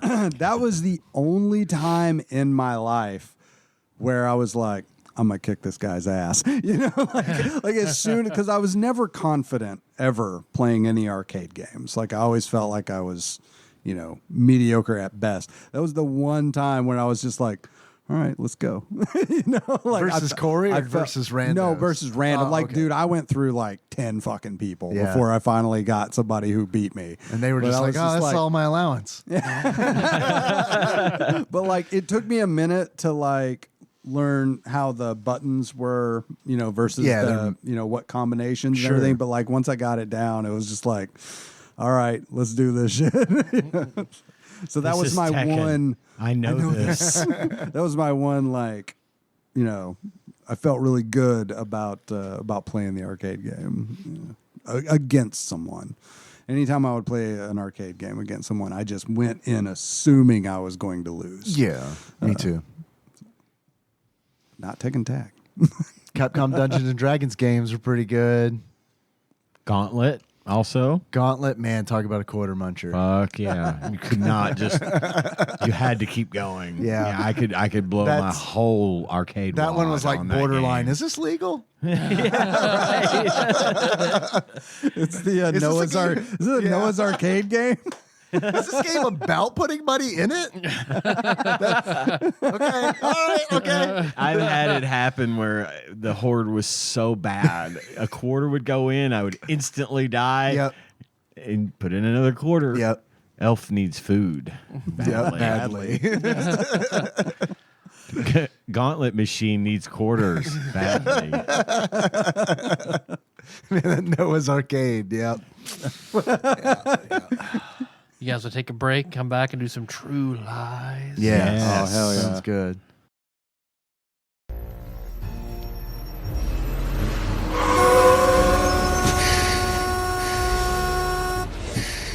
Hey, hold it!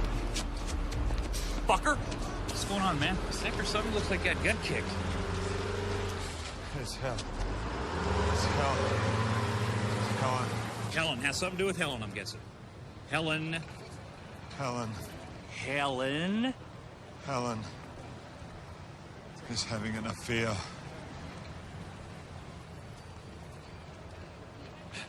Welcome to the club, man. Nobody thinks it can happen to them the first time, buddy. Same exact thing happened to me with wife number 2. Remember? I had no idea nothing's going on, right? I come home one day and the house is completely empty. And I mean completely empty. She even took the ice cube trays out of the freezer. What kind of a sick bitch takes the ice cube trays out of the freezer? The Game Talk. The Game Talk. Game Talk. And Movie Talk. Movie Talk. Yeah, we do have a lot of movie talk to get through on this one. Because, I'm pretty much just here for the movie talk. So well, and that's okay. That's all right. That's okay. And the reason for this being And is alcohol. that we did do goes without saying. True Lies. 1994, Arnold Schwarzenegger, Jamie Lee Curtis, Tom Arnold, It's an excellent film. One of my favorite movies. Yeah, no idea Tom Agreed. Arnold was in it. Man. Yes, he is. I'm very he's surprised. great. He's so good in it too. Great in this movie. That's why whenever I was like, is that Tom Arnold? It's man. truly his comic relief in that movie is one of the best parts of it, and that's absolutely. saying a lot because this movie is fucking awesome. Who else would you have in it? Like Nobody. Who? Nobody Tom could do Arnold it. in that role. No one could do it. If Oh. I were watching this movie Hold on. and it originally had someone else in it, I'd have said, why the fuck didn't they get Tom Arnold for this? Just because he was born to play that Hey, part. and let's not forget a little guy you may have heard of named Bill Paxton, Bill Paxton is in it. who is Charlton Heston is in it. perfect fucking slime bag.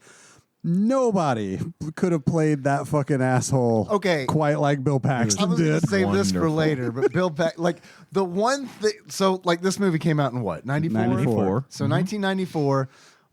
There are a lot of dated things in this movie, but the thing I think that dates it the most is some shit that Bill Paxton's character says. Oh, yeah. when he refers to a woman having the ass of a 10-year-old boy as if it's a good thing. Yeah, and yeah. I was like, that's- wow, what year is it? It's very. It was fucked up then. I mean, it was. But hey, But, but there was truth to it then. Like, you know what I mean? Because it's like, funnily enough, and tits that want to though- make you beg for buttermilk? yes. Yes, yeah. I don't, what? But right after What? he says the ass like a 10-year-old boy thing, Arnold punches him right in the face.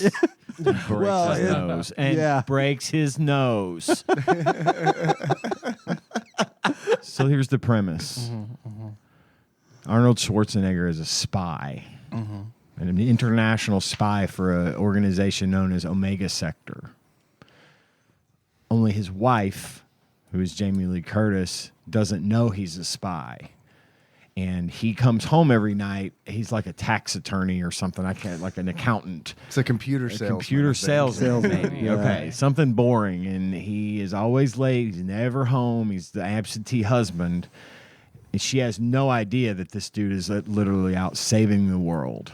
And then at one point, she, being the bored housewife that she is, gets targeted by this con man, Bill Paxton, who is pretending to be, you guessed it, a spy. Tries to trick her into coming into his life, and just he's trying to fuck her. But she thinks it's real. And chaos ensues. But that's really like I saw all the weird gaslighting in the cinema, Yeah. sits, Yeah. where it's like, he's using all the government resources to what? And to trick her into what? Yeah, man. And, Yeah. and, like talking about using those government resources, like there's a line in the movie where like Tom Arnold's character is like, "You can't do this. A misuse of funds. We got no like reason to do this." And I was like, wait a few years for the Patriot Act. This will all be 100% Yeah. He legal. literally said that when we were watching it last night. Yeah. Dave and I watched this together last night, and he's trying to get a tap put on his wife's phone because he finds out that she's having an affair, Or he- and then he's like, what are you talking about? That's misappropriation of government resources. That's a felony, pal. He slams him up against the wall and says, "We do it 100 times a day. Get it done." It's good shit. It's directed by James Cameron, if you didn't know this already. It is an amazing film with it's exceptionally well written, well acted, and the action sequences are second to none. I mean, this movie has it all. So, And it's 100, and Like, it's it is funny. a funny movie. It's Funny. really, really good. I 100% recommend you and Melissa sit down and watch it ASAP. Well, I asked her to watch it. She was like, I just watched it like the other day. So I was like, Oh, what? okay. She's So like, she yeah, at the knows. hospital. It was playing whenever I Yep. was in the room. So. It's just on all the time somewhere. It's easy to get. But in true Ian fashion, I have a goodie bag for this movie that I'd like to read if you guys have a moment. Let's do it up. So, True Lies. This is your Wizen host's True Lies goodie bag. This 1994, and I'm going to read stuff here because I can't remember anything. This 1994 spy/action film starring Arnold Schwarzenegger and Jamie Lee Curtis and Tom Arnold, may contain one or more of the following. 1. Flying Doberman pincher head smack. Oh, man. Can we pause it Yeah. for just a second? I'm so sorry. No, But holy shit, man. It's right at the beginning. I laughed so hard. Like in the beginning of the movie where like Arnold Schwarzenegger's character Harry infiltrates the chateau and like these guard dogs come running up, 2 Doberman pinchers come running up together, and then it does this weird cut to Arnold Schwarzenegger like chest up slamming 2 rubber dogs together. And then it cuts back to dogs going and shaking their heads like cartoon characters, and it got the fucking biggest laugh out of me. Oh, it Like, was so good. oh It's my so funny. god! I'm so glad you put that in the goodie bag. Holy shit, man! All right. Man, I want to watch it. I love it, man. They're just the rubberest ass dogs you've ever fucking seen, man. It really was. Fuck. All right. Well, that was the first item on the list. I'm loving it. Here we go. I'm loving it. The list continues. God damn. 7 gunman skiers. 1 pack of Lucky Strike cigarettes with a hidden camera inside. 1 Tom Arnold skeleton. Fucking forgot. 1 discount Nick Fury. Yeah. 1 Tia Carrera, not fake bass playing in a cover band for public access television in her boyfriend's basement in Aurora, Illinois. 3 Tia Carrera face slaps. 2 Tia Carrera champagne bottle smacks to the head. 1 clearly soundproof mall restroom. 1 Oh, I can't wait to talk about this in the game. yeah. I can't either. Me either. I can't either. He shoots a fucking Krinkhoff in full auto in the bathroom, and nobody notices. Shoppers just keep. Shoppers gonna shop, John. Loud ass. It's a commentary on the consumerist Yeah. nature Oh yeah, of the okay. 1990s. I got you. All right, the list continues. 1 extremely polite Harry Tasker / Arnold Schwarzenegger. 1 building jumping motorcycle terrorist. 1 non-building jumping horse. 1 non-building jumping horse shaming. 2 Tom Arnold wall slams. 1 staring old woman bystander. This is a woman who was in the background of one of the scenes in the street that was not supposed to. She was just staring at the camera crew the whole time. This was in the trivia of the movie, but she's just back there. You see her just clear as day, just standing behind Tom Arnold and Arnold Schwarzenegger, just staring. And they were like, well, I guess we're just going to leave it in. If I saw Tom Arnold and Arnold Schwarzenegger just like standing out on the street, I'd probably be staring at This him woman too, clearly had no fucking clue what was going on. She was literally just like, what the fuck? She could have been patient zero. This could have turned into a zombie movie. Because it's like, what's that woman? Oh, fuck. Oh, God, She's it would have Tom been- Arnold. It would have been terrible. It would have been actually really scary. Next on the list, this is a long list, y'all. It's all right. I love it. Next on the list, 1 extremely durable one-way mirror. 3 Bill Paxton pants pisses. 3. Yeah. Oh, wow. 1 Jamie Lee Curtis as one of Robert Palmer's dancers. Yes. 1 Jamie Lee Curtis removing her Robert Palmer dancer dress and sexy dancing in her underwear. I cannot stress enough how important it is, listener, that you stop this podcast right now and find the scene of Jamie Lee Curtis dancing in True Lies and watch it repeatedly. It's the most famous scene in the movie. It really is. Look, 14-year-old John went to see this movie in the theater, and if there is one thing that stuck with him, it was that fucking scene. Dave and I were talking. This was peak Jamie Lee Curtis. Oh, This yeah. was absolutely one of the sexiest things I've ever seen. I was So, curious how much she worked on her body for that scene. It was a lot. It She had to be. worked hard. She was fit as fuck. Yeah, it was. Just a beautiful, beautiful woman. And a great scene. And she does such a good job because she's like playing a role. Right. She's essentially. playing the role Like of she's like the bored housewife, but she's like having to do this. Right. Yes. And like she really like gets into it. Yeah, yeah. You know, it's Yeah, she really does. Almost fantastic immediately. scene. The tape player. Yeah. Beautiful. The talk boy before. Yes. Man, Talk boy. I would love to talk about that more. We will probably get to that. But the next thing on the list is in relation to this. One genuinely concerned reaction by Arnold Schwarzenegger during Jamie Lee's dance scene. I explained this to Dave last night. At one point when Jamie Lee is dancing, she's hanging off of the bedpost, and her hand slips and she just falls to the ground, like just hard. splat. And in the background, you see Arnold jump up out of his chair. That was a genuine reaction by Arnold Schwarzenegger because Jamie Lee and James Cameron planned that and didn't tell Arnold. So when you see him jump up, he's legitimately jumping up to help Jamie Lee. Right. But then he realizes it's part of the bit and sits right back down, and they kept it in the movie. It was brilliant. So next on the list, one discount Robert Durst terrorist torturer. One Kevin McAllister fist pump by a terrorist.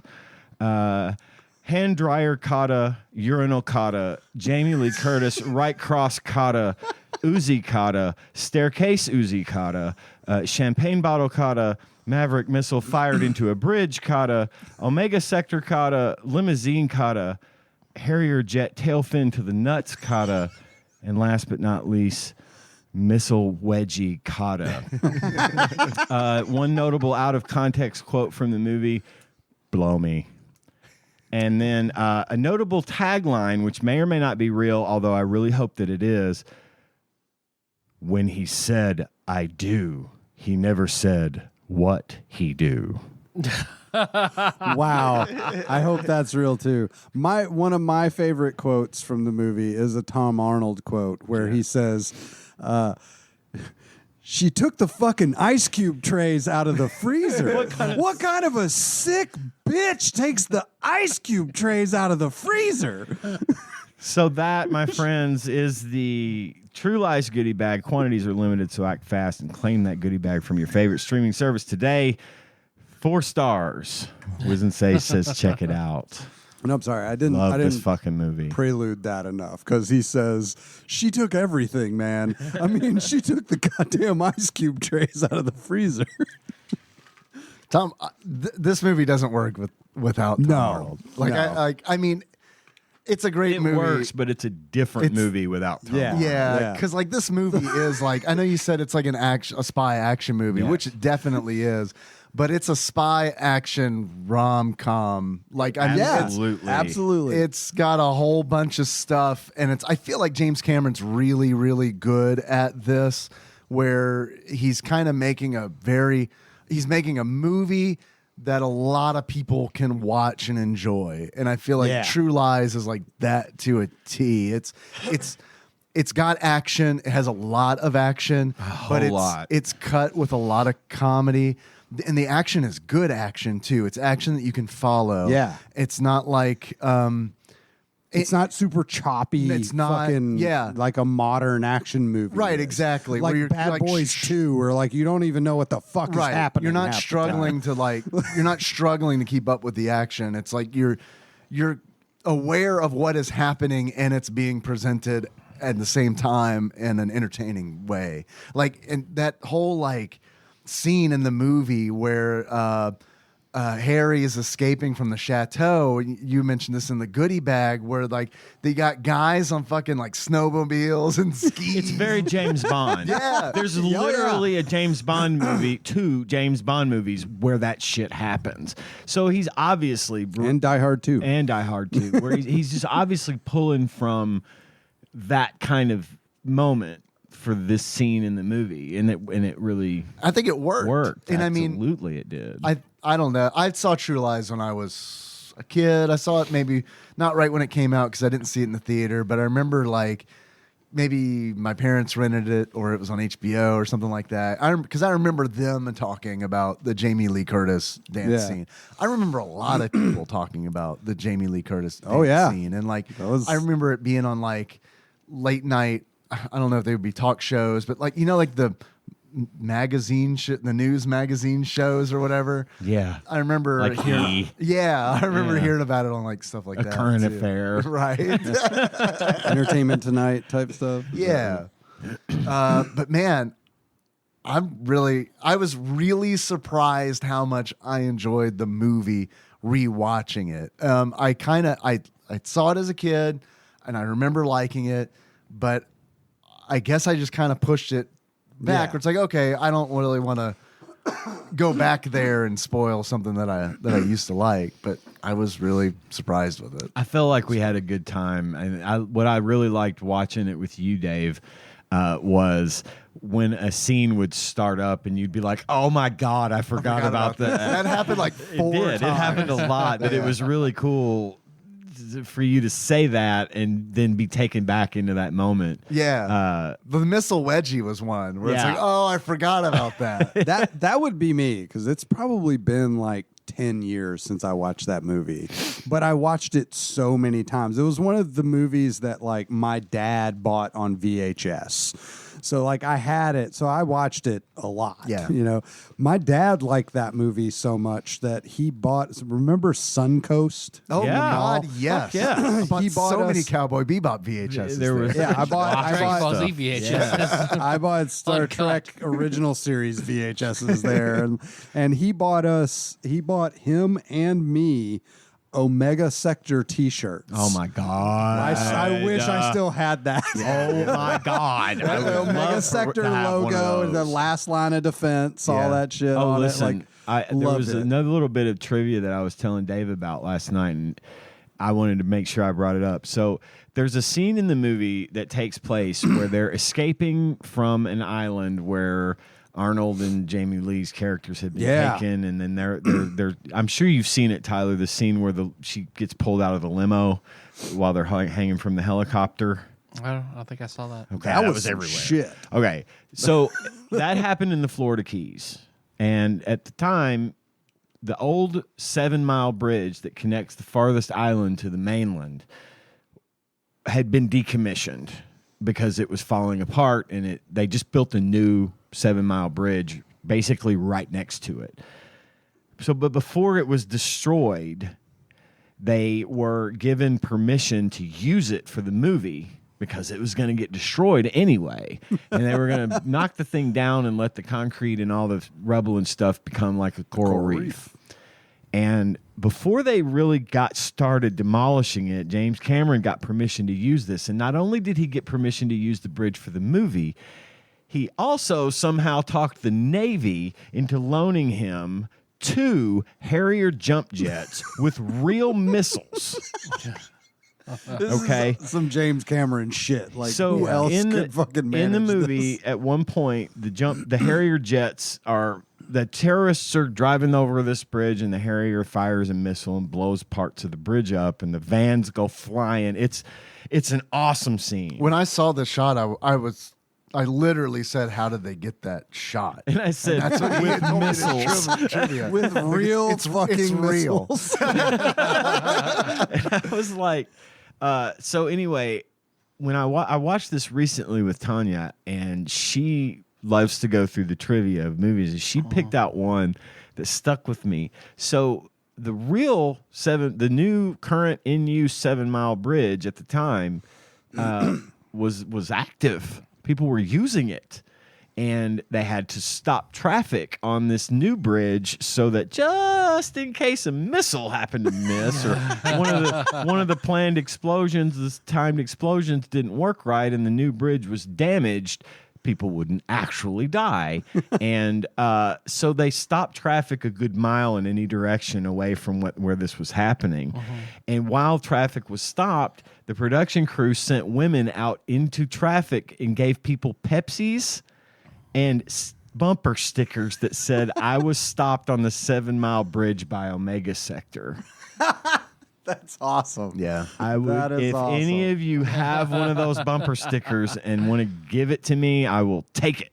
And I want to put it on my truck because I think that is really neat. But that just kind of goes to show the production value that this movie had. They spared no expense to make this movie as good as it was. That scene where she comes out of the limo hanging from him, right? Isn't as it like he is hanging on a helicopter. Right. She is trapped in this limo that's out of control because the driver got shot in the head, and the limo is speeding towards a it's hole in the bouncing bridge. off And the this fucking is no rails. Los Angeles City bus, John. This is a limo. We can't just jump the gap. Oh no. So we got to get Jamie Lee out of the top of it. So she sees him coming. She's screaming for him. And that moment comes where she just jumps up and grabs his arm. And right as she grabs his arm, the limo goes over the edge. And it literally falls out from underneath her. And they carry her away on the helicopter. It is one of the most cool stunt shot. exciting stunts I have ever seen. It's Every so well single done. time I watch it, I'm just like, God, that was awesome. You know, it's It is to this awesome. day, it's still impressive. It does bother me that it's like you have something in that helicopter. Like there's something in that a rope, something, so you don't have to like hang But then on. you don't get that shot I of them know. hanging together. I know you with don't. with the sun. But then back you don't behind put it, your like- life in risk, and you increase your chances of her living too. It's just gonna have to. You're just gonna have to suspend disbelief for a minute I know. and know that yes, they do have helicopters with actual You don't have a ladders. Couldn't on tie them. two rubber dogs together. And hang out the helicopter. I also love the scene. I think it's kind of at the beginning of the movie where they're sort of establishing Harry, and I can never remember Tom Arnold's character's name. Tom Arnold. Tom Arnold. I don't know. I don't But like Being they're sort Tom of Arnold, establishing everything he their does. relationship as like their partners, and they're like chasing after one of these terrorists, and he stops and fucking starts spraying a fucking Uzi or some shit at them in general. light And Tom post? Arnold, who is a rotund fellow, takes cover behind a light pole that's about a quarter of his actual yes. width. And the bullets, you could see them hitting the light pole, but they don't hit him. And he like, after when he turns and runs away, Tom Arnold just stops for a second, like feels all Pats around him to himself make out. sure he hasn't been shot. And then he kisses his Cinema hand. Sins gave a lot Yeah, of he sense to that. kisses the, He the light kisses his pole. hand and then gives the kiss to the light pole because it saved his life. And he taps his nuts. Yeah, oh yeah, he reaches Oh for my his God. nuts. Yeah, His character's name in the movie is Gib. Gib. And that's it. Yeah. That's- I never There's would've- no I last couldn't name. have I told wouldn't you have that. either. Yeah. As many times as I've seen this, I didn't know that either.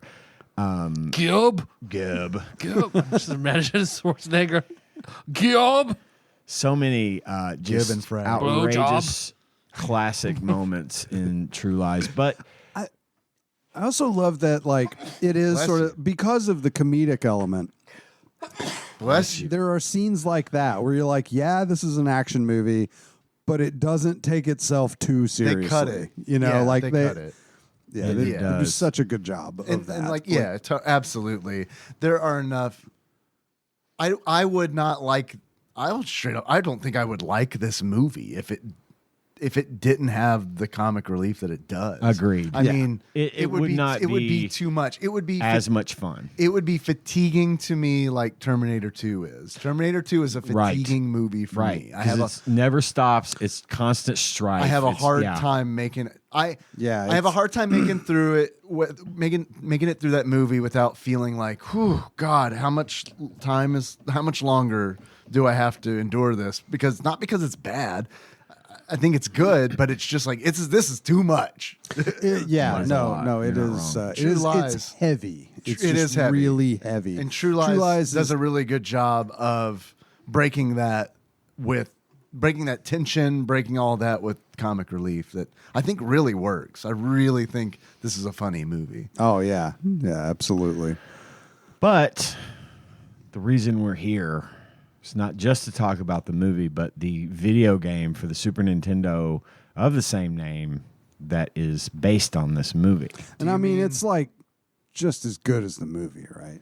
Like You'd be surprised. it's got to be really good because the movie was. We'll get really we'll We're gonna into get there. that. We got all we got all kind of notes about this game.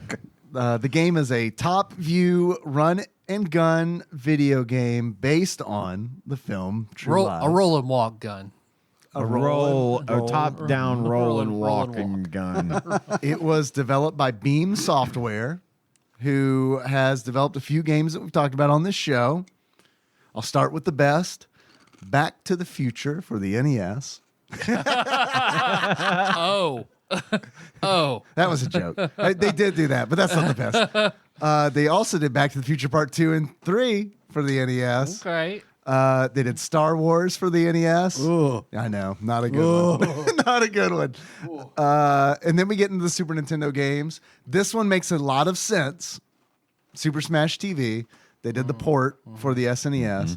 I'll save the most surprising one for last. Mech Warrior. They did Mech Warrior, which I thought was a decent attempt at a Super Nintendo version of the game. They did Radical Rex. Not a great game. And then the most surprising one is they did Shadowrun for the SNES. That is okay. All right. Yeah. I kind of see it now that you say that. The game was published by Acclaim Entertainment in 1995 as LJN. Because we kind of get into that like whole WWF era where we were talking about. Acclaim owns it, but they're releasing some things under the moniker of LJN. I assume they did it for True Lies because it's a movie tie-in, and LJN had branded that. You know, you see that on all those movie tie-in games. Jaws. They released this on Sega Genesis, Game Gear, Game Boy as well. But I think, Game Boy. I don't quote me on that. They did, I'm going by memory. Okay. Yeah, they did. Okay. Don't quote me. Because I was trying to look up speed runs, Thanks, and shit. there were more runs for the Genesis and for the Game Boy. Is that than I right? could find for the SNES. I've heard that there's you've watched it, so you can confirm this. But I've heard that they're similar to the Super Nintendo game. But they're not like ports of the Super Nintendo game. They're not identical.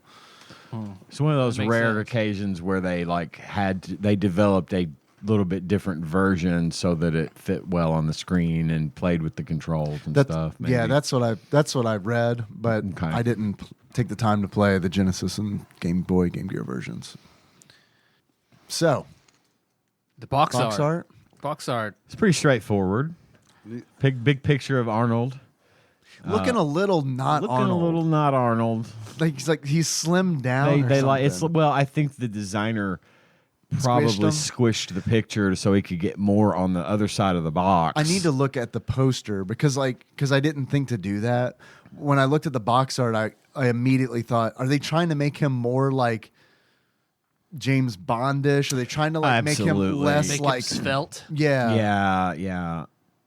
Yeah. I mean, That to it? me, he that's he it. doesn't look like a It's like Chunkosaurus. Anakin Skywalker. He sort of. does. That's his sand moment. Man, if only, man. If Killed only. them all. Fuck, man, I would watch the shit out of Arnold Schwarzenegger playing Anakin Skywalker.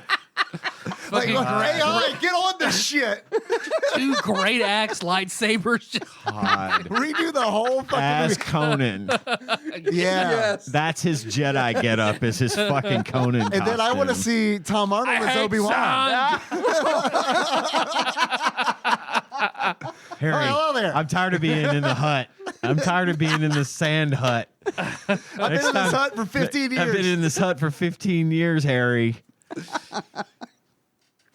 It was all right. I mean, the box art gets across the message It's that a this True is Lies game. the game based on the movie True If Lies. I knew nothing, I would look at this box art and be like, "Oh, that's the hottest of garbage." It, What do you mean if you it knew is nothing? not. Movie game, LJN, Oh, just looking at the box Right, art, right. and not knowing that this is the exception to the rule. I would think, "Oh my god!" Which I am very glad you said, Tyler, because right out of the gate, I'm just going to say it. I liked the fuck out of this game. I really enjoyed it. I thought it was very good. I have thoughts on that. I bet you do. We'll get to it. Or unless we want to do it right now. Well, no. When we get to good things, bad things, we'll probably get into that a little more. I'm good with that. I'm good to wait on it. Yeah. What about a movie or celebrity that would sum up your experience with this game? Well, aside from True Lies and Arnold Schwarzenegger, I did have a movie. Jingle All the Way is what I picked. And the reason I picked this movie is because A, Arnold's in it, and B, he plays a very similar character in the sense that he is like this super busy absentee father that's never home, and the kids always being neglected and the wife's being neglected. Jamie Lee ends up getting into a not quite affair with another man who is bringing excitement into her life, and his wife in Jingle All the Way, which is Tom Hanks' wife. What is her name? Rita Rita Wilson is the wife in Jingle All the Way, and gets into a not quite, I won't say as much of an affair so much as the neighbor guy comes over and is constantly up in her grill because daddy's never home. Oh, those cookies. It's the same kind of thing. So I picked Jingle All the Way. Put the cookie down. And in case you were going to ask me, my Nick Cage movie this week is True Lies because he played Arnold Schwarzenegger's daughter in the film.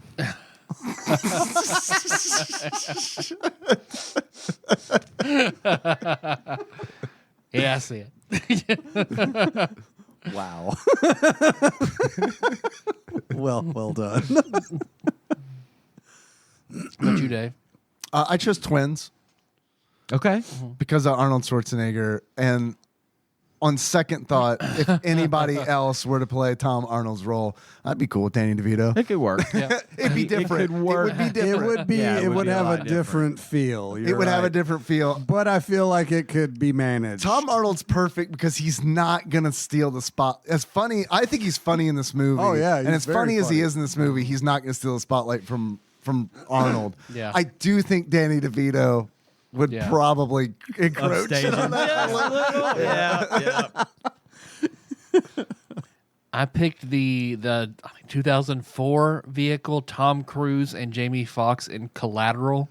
Fuck Great yeah, that is one of my fucking favorite movie. movies. It's a good movie. Love that. Collateral, I remember watching it. I was like, oh, this is like a level 20th character picks up a level 1 commoner and they're having to make it work. Because Tom Cruise is like super elite, mega assassin. What? Tom with- Cruise in a movie? I know, being super really? elite? That's weird. What? Huh? I like it though because Tom Cruise very 'Cause he is rarely elite. he very I'm just waiting he on John to very go. rarely Ask L. Ron Hubbard. He is elite. he very rarely plays a bad guy. Like Collateral's one of the only movies I can think of where he's the heavy. He is not a good dude. And like he's doing bad shit. Jamie Lee Foxx is like trying Jamie Lee Foxx, huh? Jamie Lee Foxx. Is that a Wheel of Fortune puzzle? Jamie Foxx is trying to get Jamie Lee him. Foxx and Tom Arnold Schwarzenegger. There you go. Give me a couple more beers and that would have happened, I guarantee you. I love that movie. And one of the reasons I love that movie so much is because it's a Michael Mann movie, which Michael Mann did like Heat and a bunch of other 90s action movies. And he was always super realistic with the gunplay. Like He did all Miami of, Vice as well. Yes, yeah. The show. Yeah, fucking great theme song. But one of the things I love in that movie is that Jamie Foxx's character is a fucking cab driver. He don't know shit. He's a level 1 commoner. He is. He's a level 1 commoner. He don't know shit about guns. He's like, he's just a fucking cab driver. And at one point, he wrecks the fucking car. Tom Cruise's character is knocked out for a little bit, but his gun flies out of the car. Jamie Foxx runs up, gets out of the car, manages to get to the gun, tries to You shoot. almost did it. Well, yeah, I know. He tries to shoot the glass door out of a building to just get away. And the pistol he's using is an HK USP, which has a safety on it. And he doesn't realize, it shows in the movie, he's sitting there trying to fucking squeeze a round off and he can't. He looks at it and figures out that there's a safety on it. And I just love that because in like normal movies, people just know how to use every gun they pick up. And I loved that because it was a degree of realism that you don't see in a lot of movies. I love the moment whenever like Jamie Foxx almost gets away from him. He's like walking away thinking he forgot it. And then he remember Tom Cruise walks around, come on. damn it. Yeah. You see him pissed, like, what am I going to do? And just fucking follows him. Yeah, I mean, yeah. But the game was just, a singular badass guy murdering hundreds and hundreds of people with a little text box comic relief here and there. John Wick like the game. Collateral, where Tom Cruise murders hundreds and hundreds of people and Jamie Lee Foxx is making jokes. Jamie It's Lee more Foxx. like 10, but It's her name now. Jamie Lee Foxx. It's also Jamie Foxx's name now. So they are one. They have been merged. It is canon. Tetsuo! Tetsuo! Thank you, Tyler, for that. I want Tom Arnold Schwarzenegger too. I love that one. Yeah. All right, we got some good things to say. Some good things, some bad things. Well, I have plenty of good things. I got some good things to say. I thought the graphics and sound were great. I had no problem with those. I thought the interface was slick, well proportioned, comfortable, and easy to use. I thought that down at the bottom, you have your weapons that you can get, and you can cycle through those very easily. You've got Tom Arnold coming in to talk to you and give you objectives in your mission, and it uses an actual picture of Tom Arnold. Nice. The little cutscenes. Thank God. Finally, we got him. I know, right? But he looks like Griffin McElroy for whatever reason. Every time he'd pop up, I'd be like, Griffin McElroy. Oh, Tom Arnold. Okay. That's good. That's really good. All right. Is he ever comedic when he's giving you the? Yes, Okay, he is. good. Yeah, And that's fucking of course, it's all fantastic. text based, obviously, but yes, Yeah, it's but- funny stuff that comes out there because they keep that consistent. Which is really nice. It is really nice. That is a nice touch they didn't have to do. But I think one of the things I'm going to say about this game is that they really tried very hard to keep the feeling of the movie going. I agree with in that. this game, Yes. and that to do that they needed important. Tom Arnold's image and his wit. Yeah. Then the scenes between different levels were actual shots and scenes from the movie. You don't see nice. that in a lot of Never licensed fucking games, see. like Terminator 2. Exactly. And these were real shots from the movie. You could tell they spared no expense here to make sure that this experience was as close to the movie as they could conceivably get on the Super Nintendo, Right. while still making it a fun game. I thought one of the neat things about the game was that the enemies could hurt themselves. They'll throw grenades at you, and if they're too close to the grenade or another enemy, You could pacifist run. Yeah. Some of this you game. absolutely could. Yeah. You could. They could That's kill each awesome. other. The bad guy will throw a grenade, and if it lands near another bad guy, he will get blown up by that grenade. And I thought that was a nice touch. They don't is give cool. a fuck. Friendly about fire, dog. grenades. Yeah, friendly fire is exactly how I wrote that down. And then I know we might get into this a little more, so just bear with me. But the bathroom fight scene in the game, you walk into the bathroom and these guys keep coming out of the stalls. It's like they're coming out of the toilet, I guess. I don't know. It was a very, very, very difficult part of the game. But what I loved about it Where I was, quit. well, Girl, not do it. same. Girl, same. Why were I there have a 10 trick. guys in that bathroom stall? Well, I knew there was a trick to it. Oh, I have a couldn't trick. leave. Like you try to leave and you just Well, you're blocked. here's But what- before here's we what I could- assume. wait. Well, why not? I actually said I need you to give me a second before we start talking about this you did. for a reason. Well, Because okay. what I like. Forget it. I'm out. No. Do what you want to do. I'm done. It was neat that the bathroom doors took damage. That's all I was going to try to say before we got into the discussion about the bathroom. But And, well, that could be part of the discussion, right? I know. I know. I'm not saying I didn't want to know that. I'm just saying it could be part of the discussion. And I feel like If I didn't. anyone is listening, just you just come kill me. I'll give you my address. Just DM me on Discord, bit.ly/TADPOG Discord. I'll tell you my address. You don't Just- want to do just that. Come get me. Just look for the robot out in the yard. It's 2 houses over. the Johnny 5. Well, Go ahead. Just fine. It's fine. Let's leave it out. Let's go. So the doors, I didn't get past this level, but I got pretty upset because I noticed the doors taking damage, and I was like, if to stop these dudes from coming out of the toilets, I need to destroy these stall doors. Is that what you need to do? I don't know. Because fuck that. No. See, I think the trick here's what I ended up having to do because I wanted to see as much of this game as possible. I put in the code for invincibility. Okay. So I could keep playing. Sure. But the reason I even brought up I don't think the doors had anything to do with it. I just thought it was neat that you could damage the doors. Here's what it seemed like environmental damage. Yes. But oddly enough, the environmental damage, it was like the only part of the game that had that. Yeah, and I think that was the clue because here's what I noticed in that level, or that very last bit. There's 3 stall doors that take damage, and there are the others just come off. The others are I think they're just gone. Yeah, and then so out of 2 of these doors are dudes in green shirts, and the middle door comes out a dude in a red shirt. And what I noticed was I don't know what to do. They just keep coming out. Like I kill one, another one pops out of the door. It's just this constant stream of just toilet dudes. And there's like, I noticed, I was like, so I'm fucking like, I don't know what to do. And I'm like dying. So I'm just shooting everything with a shotgun. And that's when I noticed, the door's taking damage. So I shoot another couple rounds into that door, into the center one. And I'm like, that guy in the red shirt stopped spawning. Maybe I have to destroy these doors to get the guys to stop spawning. Right. He hates these doors. He hates these doors. But I don't know because I'm overwhelmed. Too many guys. It was too much. And then fucking Ponytail comes out and fucking wrecks your shit. That. Yeah, There's a boss after that? Yeah. I don't know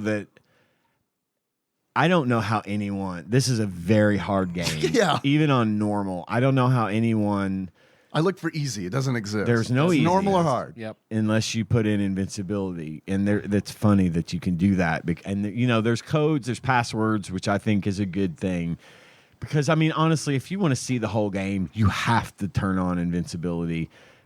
I don't see how anybody can beat this. I'm sure people can, but I personally would not have made it even to that part of the game without it. Well, I Dark Souls it the whole way. Did you? So like once the first level, when I realized like, I'm just getting killed constantly. All right, I'm just jumping. I'm just jumping and rolling constantly. Yeah. I'm not firing my gun. It's really good I'm just doing this over and over and over. And that leads into like one of my good things. I think it's really cool how like in the first mission, Gib is like, hey, just try to blend in, essentially. He's like, keep it cool. God, I know what you're going to say. Walk around with your gun drawn beside your head. I know. Around the butlers. But if you don't shoot anybody, if you don't start none, there is none. So they're like guards. None, won't be none. Yeah, there's like guys in blue suits, and they're like guards at the party. Right. And I mean, I guess, like you said, keeping a low profile is holding your gun up to your head like this, but they will not shoot you. Right, which I think is cool. Unless you shoot them You don't first. see that a lot in video games from this era. I mean, you want to shoot them, Yes. because they get in your fucking way. You can't they're make really that was super one of my annoying. bad things. And homie, running with your gun up by your head is some 1980s cop TV Yes, shit, it is, man. for That is- sure. like, who the fuck does that? that roll, you should be able to roll through people. Yes, that would you make this should. game like one notch better, in my opinion, because I agree that people are constantly getting in front of you, which is fine. Like, I get it. It would be fine if it felt more tactical.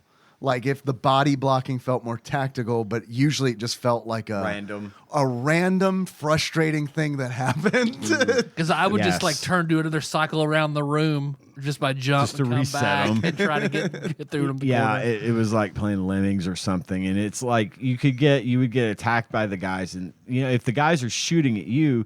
The other thing that was like an interesting but also very frustrating Can't wait to part talk about this. was And the there we killing go. of civilians. Yes. So anytime there was an enemy, and there were plenty of times in the movie where a civilian was grabbed.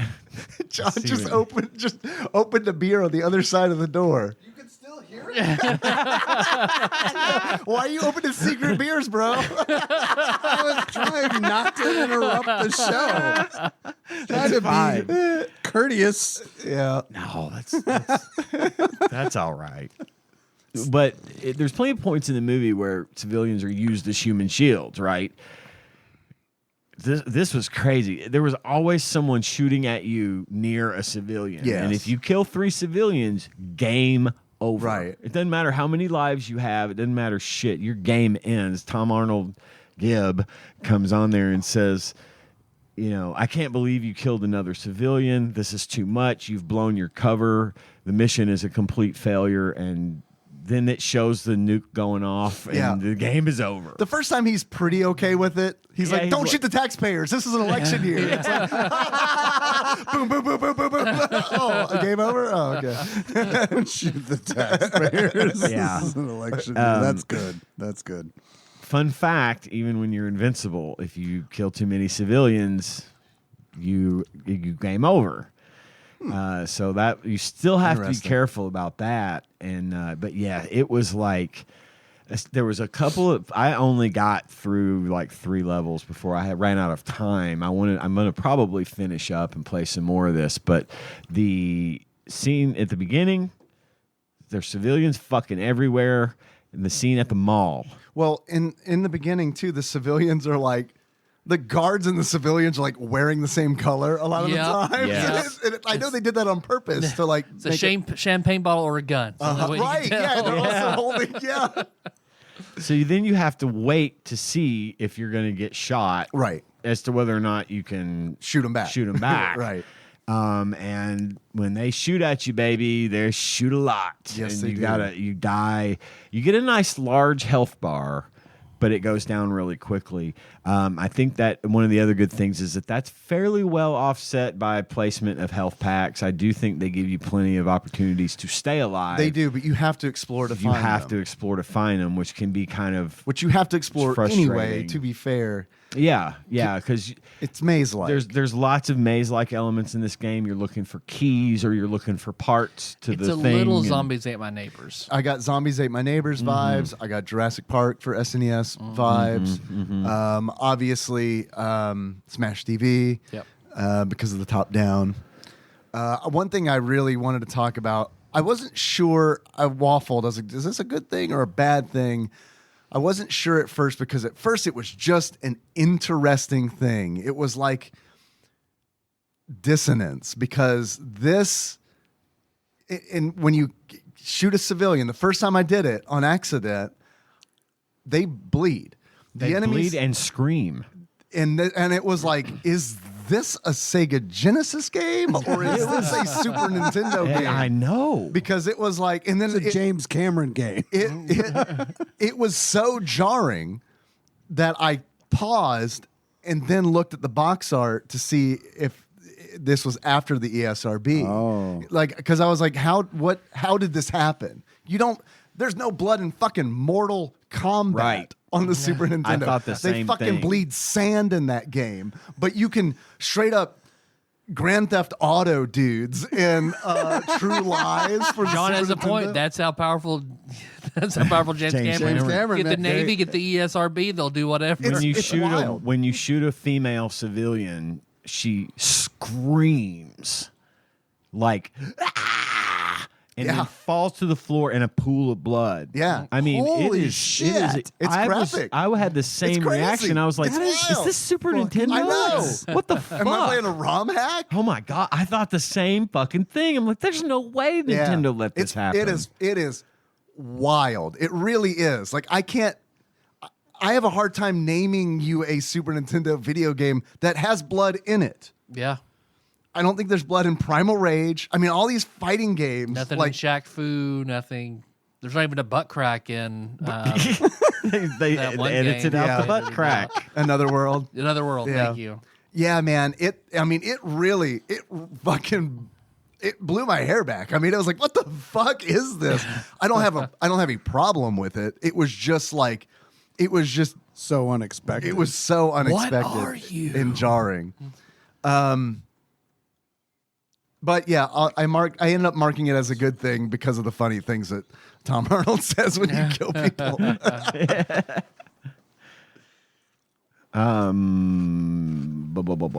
What other good things did y'all have? I thought the game, not only through Tom Arnold's quips, kept with the humor of the movie.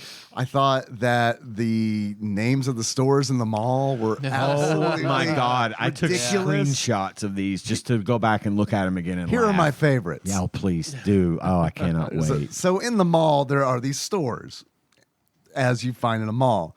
Here are the names of some of them. Rat in a Dish.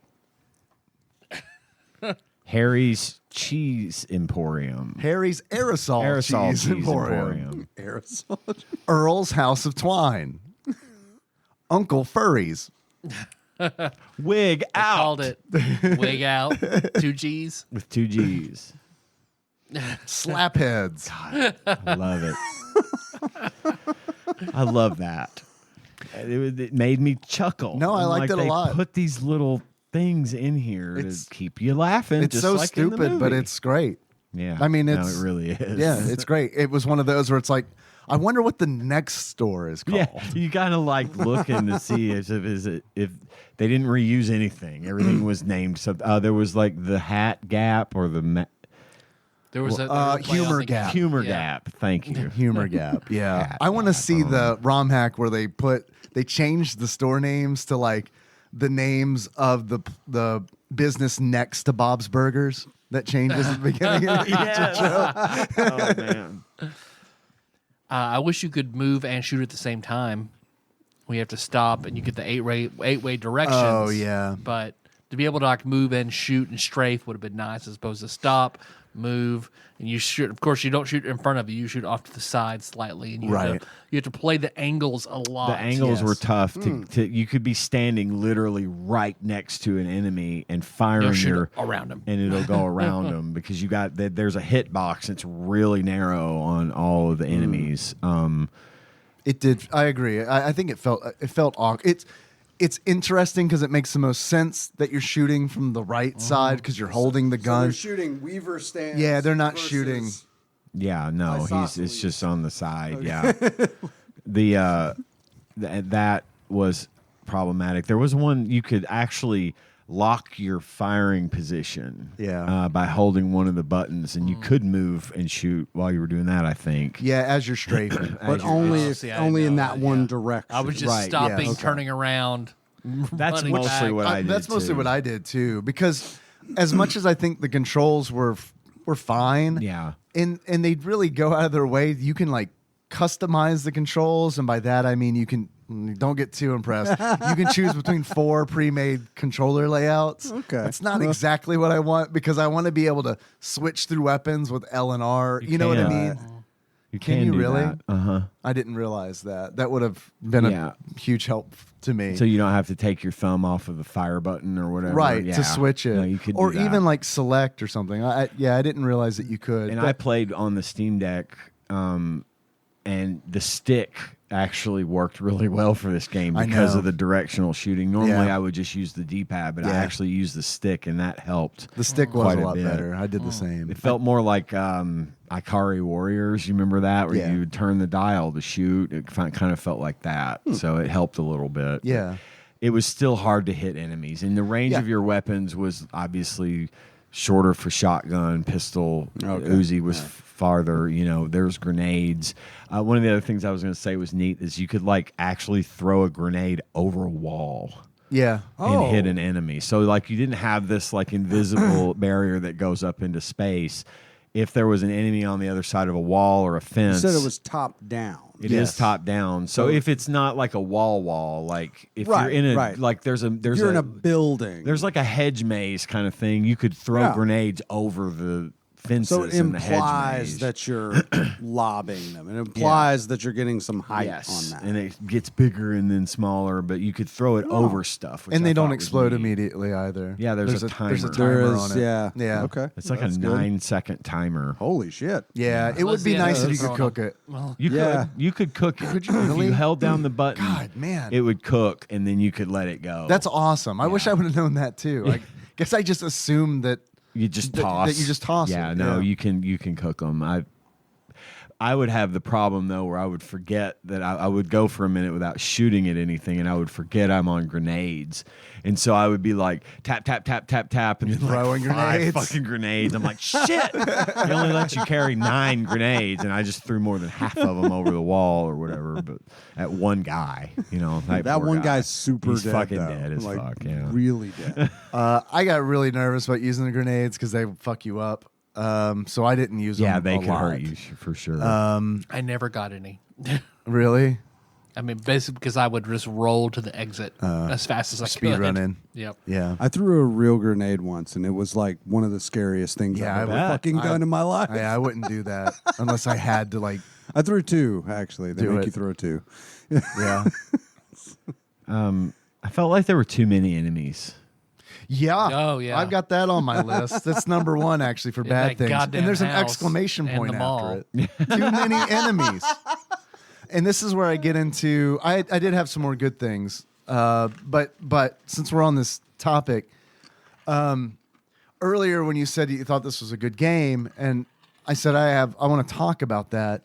It's because I also think that this is a good game, but the longer I played it, the less I liked it. I really, really liked this game the first hour. Yeah. Like Yeah. I was like, this is fucking fun. It looks good.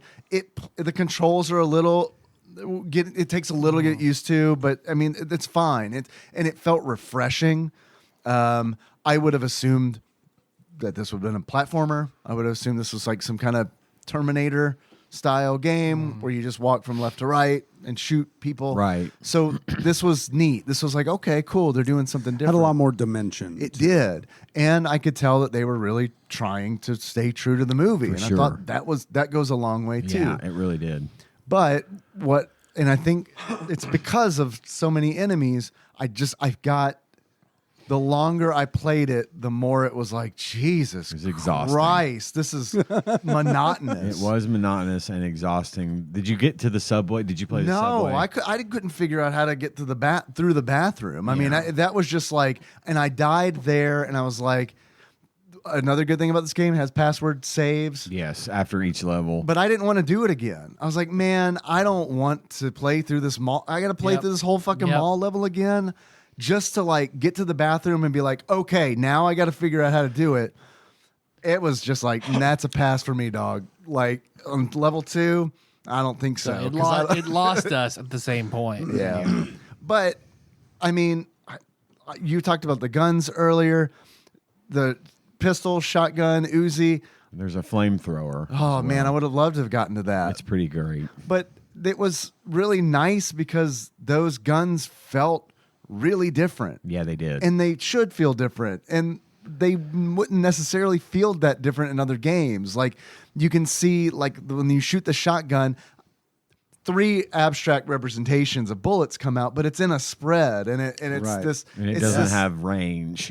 Yeah. It's- right. It's Falls this, off real quick. Yeah, Yeah. it's this sense Yeah. where it's like they thought about the guns they were putting in the game. They didn't just put a bunch of guns that look different. They that kinda tried do to the same emulate shit. some physics. Yeah. Well, and one other thing they really did well, I think, is that your pistol, your default pistol, you never run out of ammo. You got a 15-round clip, and there's a time But you have period where infinite he reloads. where he reloads, and so you can't shoot during reload, but And it that's brutal. reloads. That is and you- actually Yeah. you pretty don't have a impressive. point where It's you cool. run out of ammo. Now, as Tyler has said, you could speed run through this game and never fire a shot except for the spots where you have to shoot things to progress. But it doesn't make you, it doesn't require you to stop progressing through a level to go have to find fucking ammo. Yeah. You've always Okay. got something that you can use as Now, a weapon. does like the Uzi and the shotgun? Do they have limited? Those are limited only by what you can pick But up. your- But if you're out but your of pea everything, shooter for less. you've got a pistol. You've always got your pistol, Okay. which I thought was really good because I've had more than a few games where once you run out of ammo, you're done until you find more ammo, and then that becomes the focus, which Right. takes you out of the experience. So, absolutely. I do wish there was a melee. oh god, I I do wish you could too. just hit somebody because there were Oh, so many yeah. times where it's like I'm trying to hit somebody. If I don't have the shotgun, shotgun's great, obviously up close. But if I'm using my pistol and trying to like hit a random guy who's just scrambling, And they move I was just like, I real wish I fast. could just punch this motherfucker because like, Yep. Yeah, and you're Arnold Schwarzenegger. It's gonna fucking hurt when you punch him. Right. And Yeah. I mean, Exactly. Even if it Harry was like Tasker knock hits back and hard. stun No and then shoot. if your roll could have been used as a stun or as That would have been- that would have been yeah. perfect. That would have been nice. But it's great. The roll is great for dodging the bullet storm yeah, that's because you're constantly coming at invincible you. while you're rolling. Yeah, you're invincible while you're Oh, okay. rolling, and it does cover quite a bit of distance. You're vulnerable when you stand up. So there's like There's a little reload time, You're right. yeah, but that would have been nice to have been able to use as a hit, as a stun. that would have been nice. Just So you could freeze somebody and then unload on them while they're standing still. Because sometimes those enemies would just move like little fucking mice. I mean, they were just like, "Bah, bah, bah, bah, bah, bah," and you couldn't even turn fast enough. So you got to like anticipate the box that he's walking in, Right. to possibly shoot him. And even shooting them doesn't stop them from moving.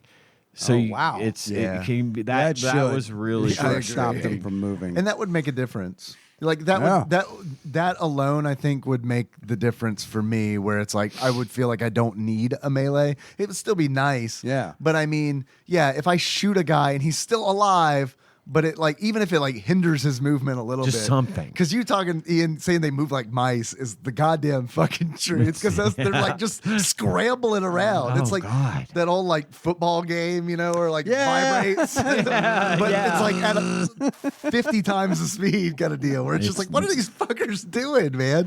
Fed them There's all no- a bunch of coke before they went out There's into no the like field. rhyme or reason about their like where they're going. Yeah, It's the just sorta AI is random. questionable. Yeah, It really is, except they're really good at aim. they're They good Yes. shots. hit you. Yeah. They can hit you. And then I also added to my bad things list that I was really hoping that there would be a level where you ride a horse. I know, and right? chase I the was guy gonna on jump the off a motorcycle. building? Yeah. Because I went to the instruction manual and I didn't see horse There controls. was no so horse I, control. I saw Harrier jet controls. I wish. See, that's why I want to Oh, keep playing okay. it, because I ran out. I literally was playing it too late. I ran out of time. Even Invincible, I had challenges getting through the subway level, which was like playing Frogger. And there were points where you had to like make sure that you got from this little gap to this little gap before the Before the subway train came comes through and destroys you. Even in Invincible mode, the subway can kill you. Why did they put a subway level in it? It's filler because they needed more levels, I think, and so it's like the same reason they made instead of there being a scene where you chase the guy while you're on a horse, Yeah. it's the hedge maze. They just Man, that's a bummer. it is. That's a missed opportunity. Yeah. I think this would have been a fun kind of Mario Run kind of situation. They could have Yeah. even done a little Mode 7 here. Where you're just right, they moving could have. side to side and dodging things and shooting, maybe Indiana Jones, Yes. minecart style. Exactly. I think that would have been a fun addition, and it could have utilized some Mode 7. I think they would have not had the room to do it, though. This is just a lot of action, a lot of things going on in this game. But I haven't made it past that point, so I don't know what's coming next. Well, I But read about some Harrier jet controls. That's all I'll sounds say. like fun. I But was going to say, I'm sure there's probably a level where you're on the island and you've got to. so I think get that's her- before that is the subway. And Oh. and I think after Okay. that you go to I don't know, but I actually am gonna get back into this one, Cool. and just run through the levels just to see what else it's got. Yeah.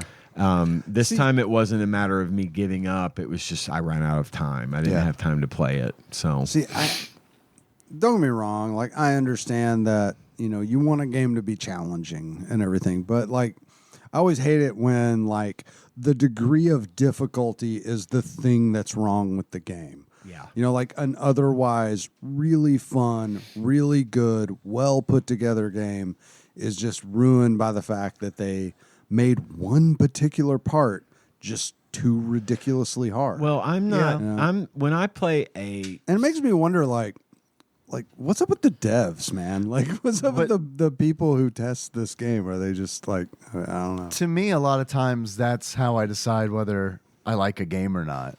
Because there are plenty of games that I played that are, challenging, but it's like, Yeah, but I mean, there's so much that I like about this game that I'm going to stick with it. And that might have been me in 1995 when this game came out. Yeah, I was going to say that really might have been between now and then. It's not. It wasn't enough to hold me now in 2023, but maybe in 95 I could see this. Sure, I could see this holding.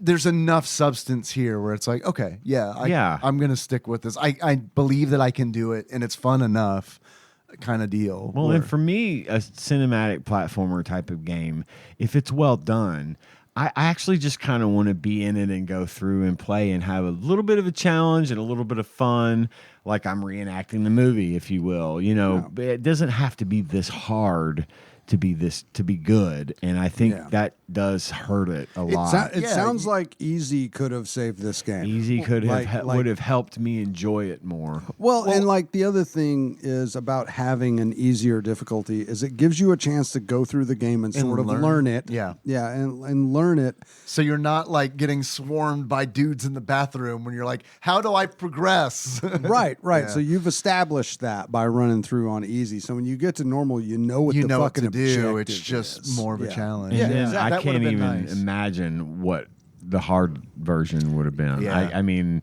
this game felt like it was on hard mode. Yeah. At normal. Well, and it kind of sucks in the regard where it's like very few times in this game did I feel like Harry Tasker. I felt like you felt like Gib. like if he was just put out where it's like I gotta like get through all these guys and survive, like because Harry is a fucking badass all the time in the movie, and it's like he's practically invincible, which is why that's how I justified playing with invincibility turn on, because that motherfucker doesn't even really get hurt in that entire movie, so I'm going to turn on invincibility. I'm sorry, he gets hurt emotionally when he thinks his wife. That's true. That's true. That is his weakness. That is his one weakness. Now, I know this goes back to more the movie than the game, but like the scene on the island, that was the first time I can remember seeing in a movie like a protagonist being like such a badass that he tells the bad guy what he's going to do and then does it, and the bad guy can't do anything about it. You know, I was thinking about using you as a human shield, and then I'm going to pick up that spike over there and throw it into his skull, and then I was thinking about breaking your neck, and then he does that. And then that. You remember the handcuffs? I picked them. He's like high on truth serum at the time. And his little sodium pentothal quips throughout that movie. Since we're back to the movie for just a minute, John, I'm so glad you're here because I want to talk about a part in the movie. Okay. I want to get your thoughts. I got to remember it. I may not remember it. I need you to myth bust some shit for me. I need to figure this because I don't know how this shit works. But there's a part in the movie where Jamie Lee Curtis drops an Uzi that's firing, and then it spins and hits steps on the way down and kills probably a dozen terrorists. Yeah. Okay. So I'm not. I will be honest with you. I am not intimately familiar with the Uzi platform. Okay.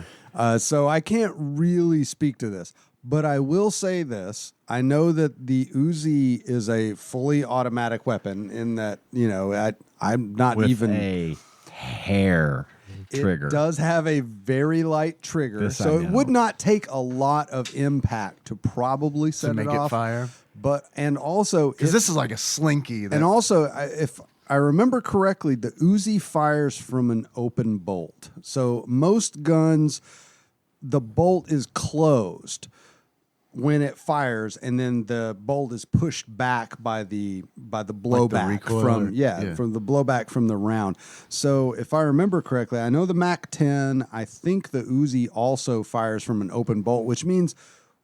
And I want to pause for just a second and say that I assumed that it was an Uzi. I don't know. It is absolutely. It's a micro Uzi, if I remember, because it's a little one. Little bitty guy. My Cruzy. Yeah. My Cruzy. A full size Uzi is like a two-hand it's a bigger weapon. The Floozy. The micro Uzi. The micro Uzi. The Cruzy and the Floozy. Yeah. The micro Uzi fires from an open bolt. which gives them a higher rate of fire. So yeah, it would spit out a lot of rounds.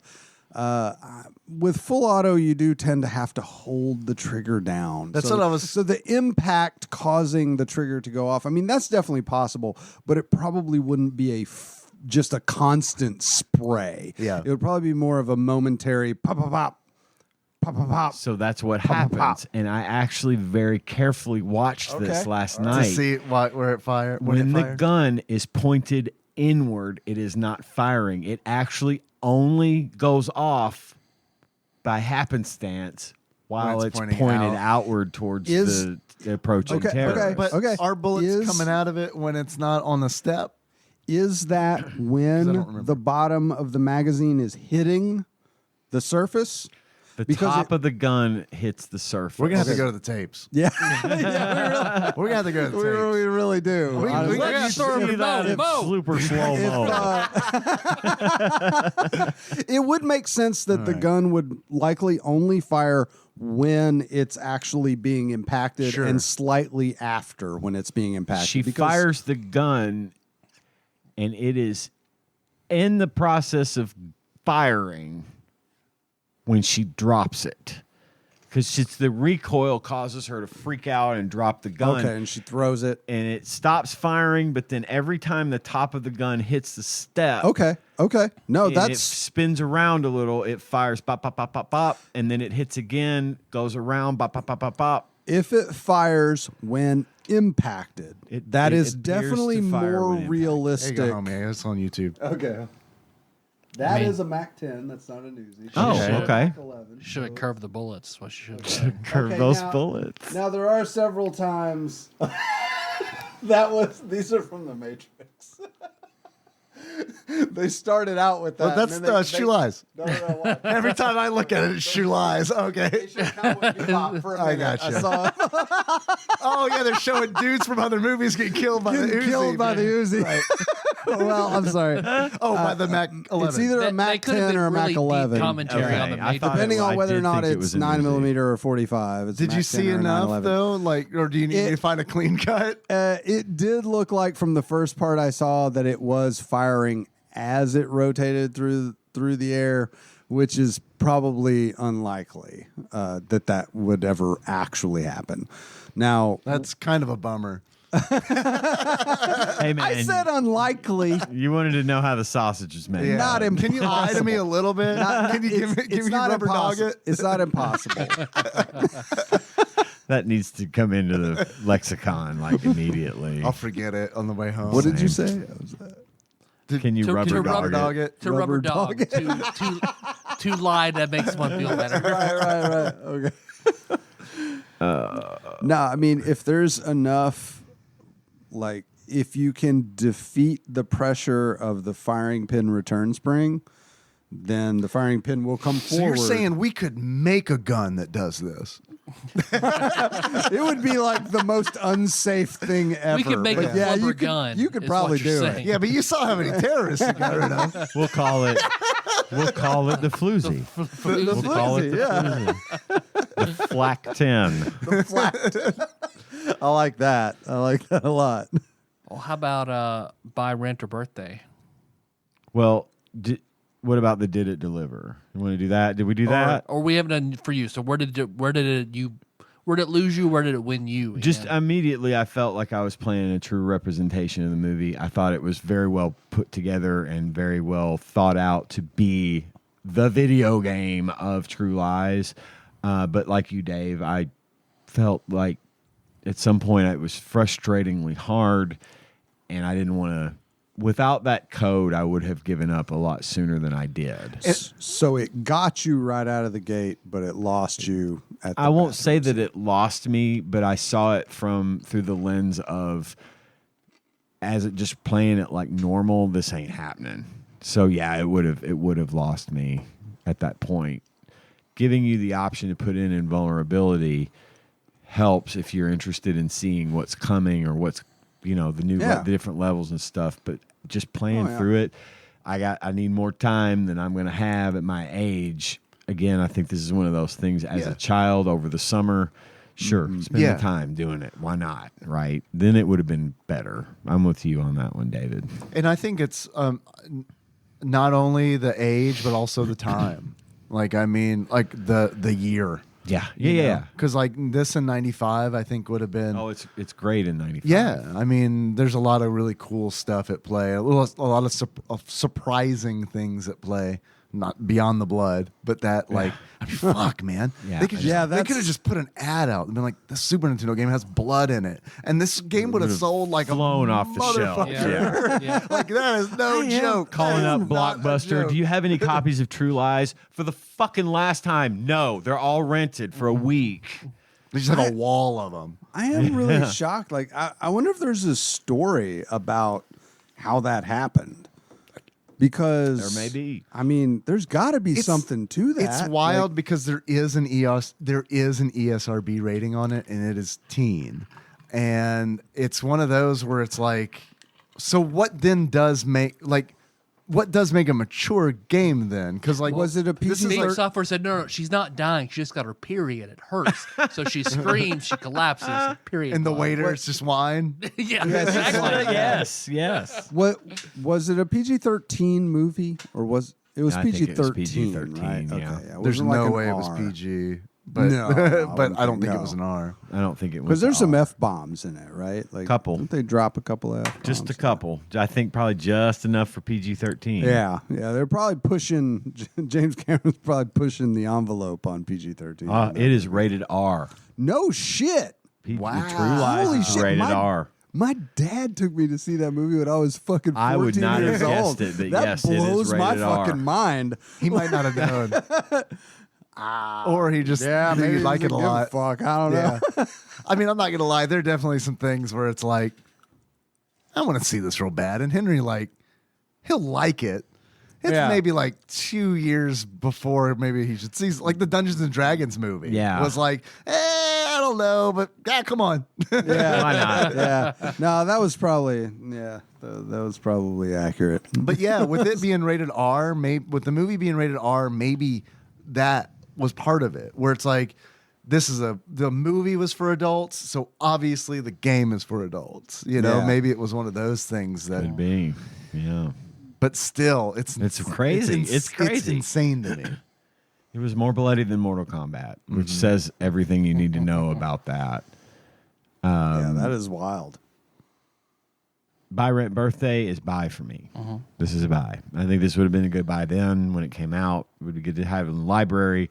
Be good to come back to with your passwords written down in a little notebook. Maybe, okay, I'm done right now, but I'll be back. I'll be back. Is that an achievement? Use a password. It is now.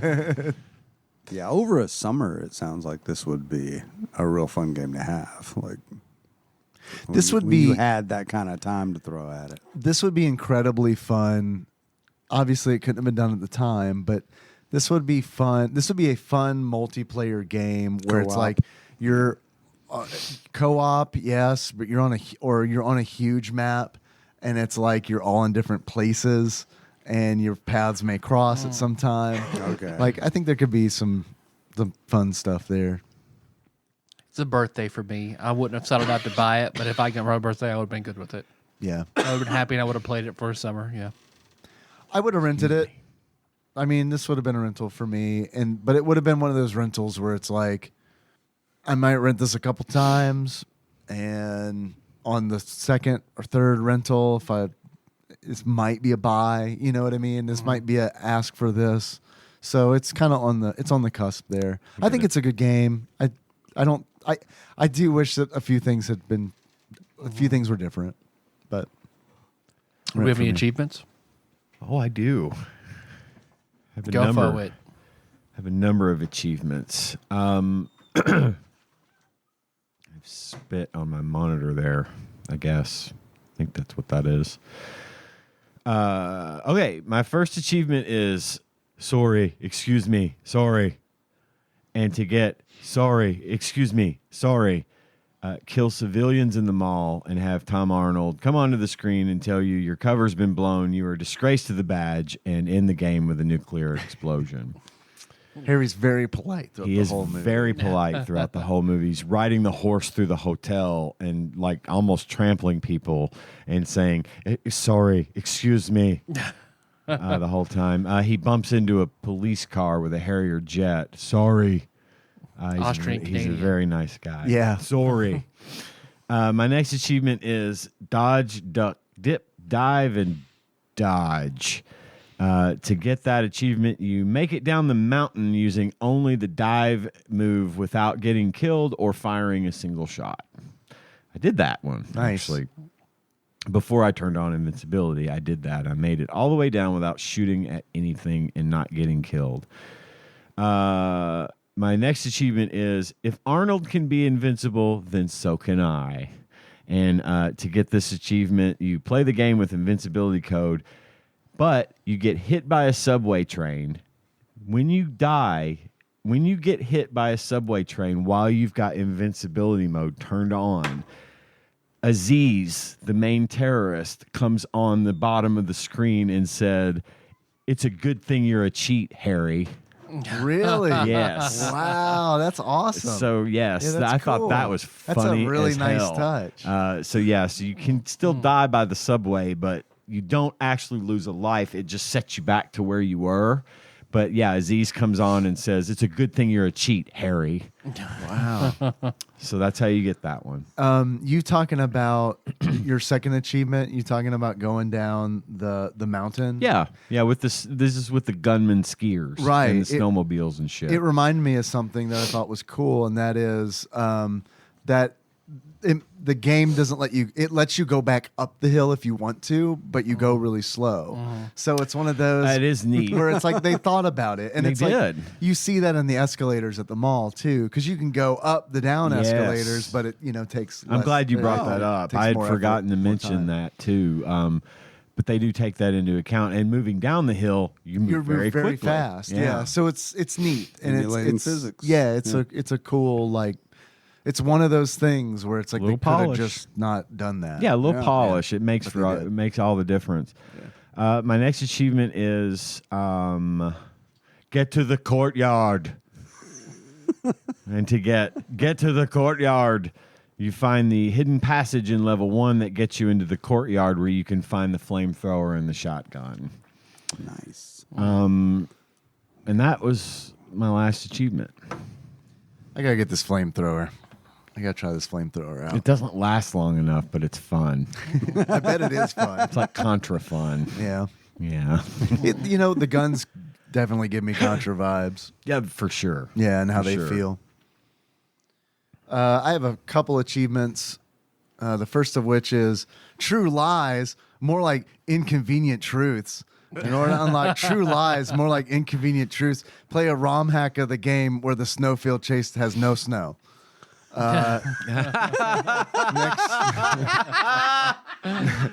Next achievement. Good on you. That was a good one. Fuck, I should say that was the loved it. Loved it. Nah. That's all the achievements I fine. got. That's all you need. Tyler, do you have any? I've got 3. My first one is don't be a loozy. Finish the first level with the Uzi. Nice. Nice. The second one, Ian, the same as yours, but I called mine Dark Snolls. Beat the snow level with only the forward roll. And Okay. Okay. then my last one is Freddie Mercury. And you unlock Freddie Mercury by catching your death by going to a bathroom full of endless dudes. Hello. I thought my Nick Cage one was bad. Roasted. I love it. Gotcha! Gotcha. Damn. So, how much do you think this game is? If you were to buy True Lies for the Super Nintendo, how much do you think you would pay for it? Used, obviously. Or maybe not, obviously. I'm going to say this one's probably kind of expensive.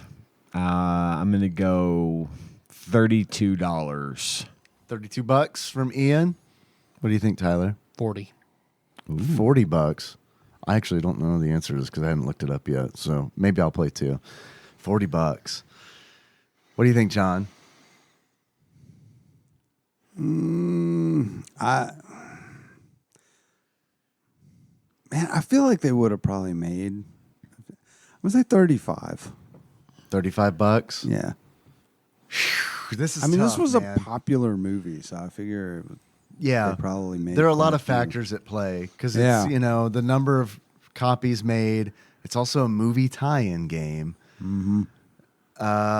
Which gives it a little more press than a typical. It does. Man, man, I could see any of those being good. I would go 25. $25. Okay. Actual retail value of True Lies for the Super Nintendo used on average, according to pricecharting.com at the time of this recording, is $45.80. Tyler. Yeah, Right. yeah, you were Good right. job. It is I expensive. figured. Good job. Is it worth it? I think it might be worth it to an avid collector. I think it might be worth it to a collector who loves True Lies. Yeah. I don't know that. I mean, that's some good cash. That's some. That's some decent. You could spend that money on a modern game that would entertain you a lot more. Yeah. So yeah, I think for a collector, I could see someone paying for it. Or just someone who really loves Super Nintendo games. Right, you know, exactly. Like that's their fucking chosen type of game. Yeah. But, yeah. Steep. It's even because steep, sometimes when we record, I'm like, yeah, I'll buy that. No, I would If see this were you not buying $30, it. yep. Is that your cut? That's your cut off. Usually when we do a show on an episode and I look, if it's $30 or under, I'm like, yeah, okay, I could justify that. I could see $30 being a fair price for this. Now Yeah, I'd pay $30 for this. That's the average cost. That is true. I do see some sales that Like, went for maybe you can 28, find it. 36. Maybe you can so, find it. Yeah, I could possibly find it. What do you guys think Flopsy has to say about this game? What do you think the rarity looks like on this? What do you think? What kind of review do they think they gave it? How many stars? I'll go 3 stars. 3 stars. And I'm going to call it uncommon. Okay. I concur on both points. That's exactly what I was thinking. I never knew that this was a game until we got into the Mohawk and headphone jack, Right. and we were watching the SNES drunk. Man, it sounded like a he really made good a game. comment about. Yeah, it was. It was amazing. It's way better I than wish True you could have Lies. been here for that one. Oh yeah, I listened to it.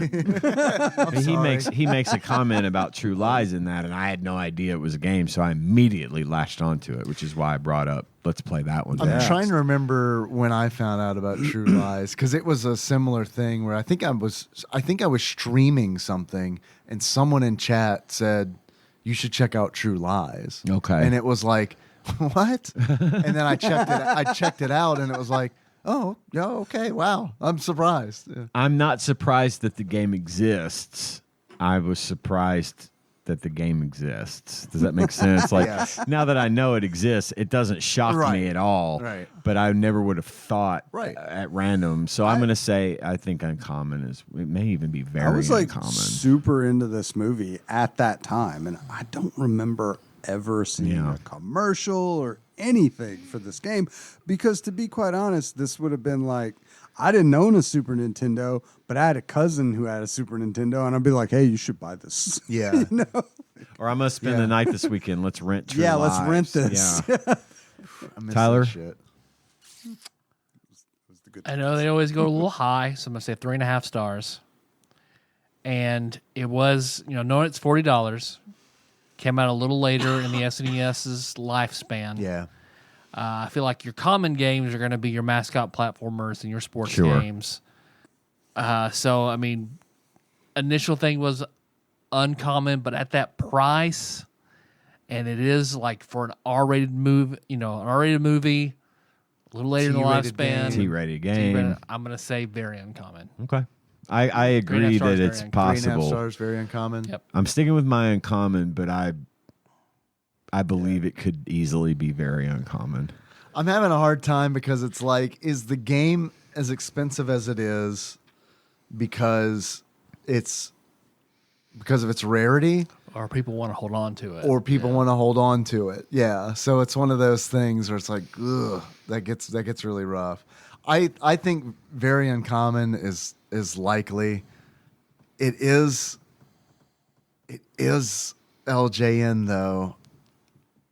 I'm trying to remember what Terminator was like.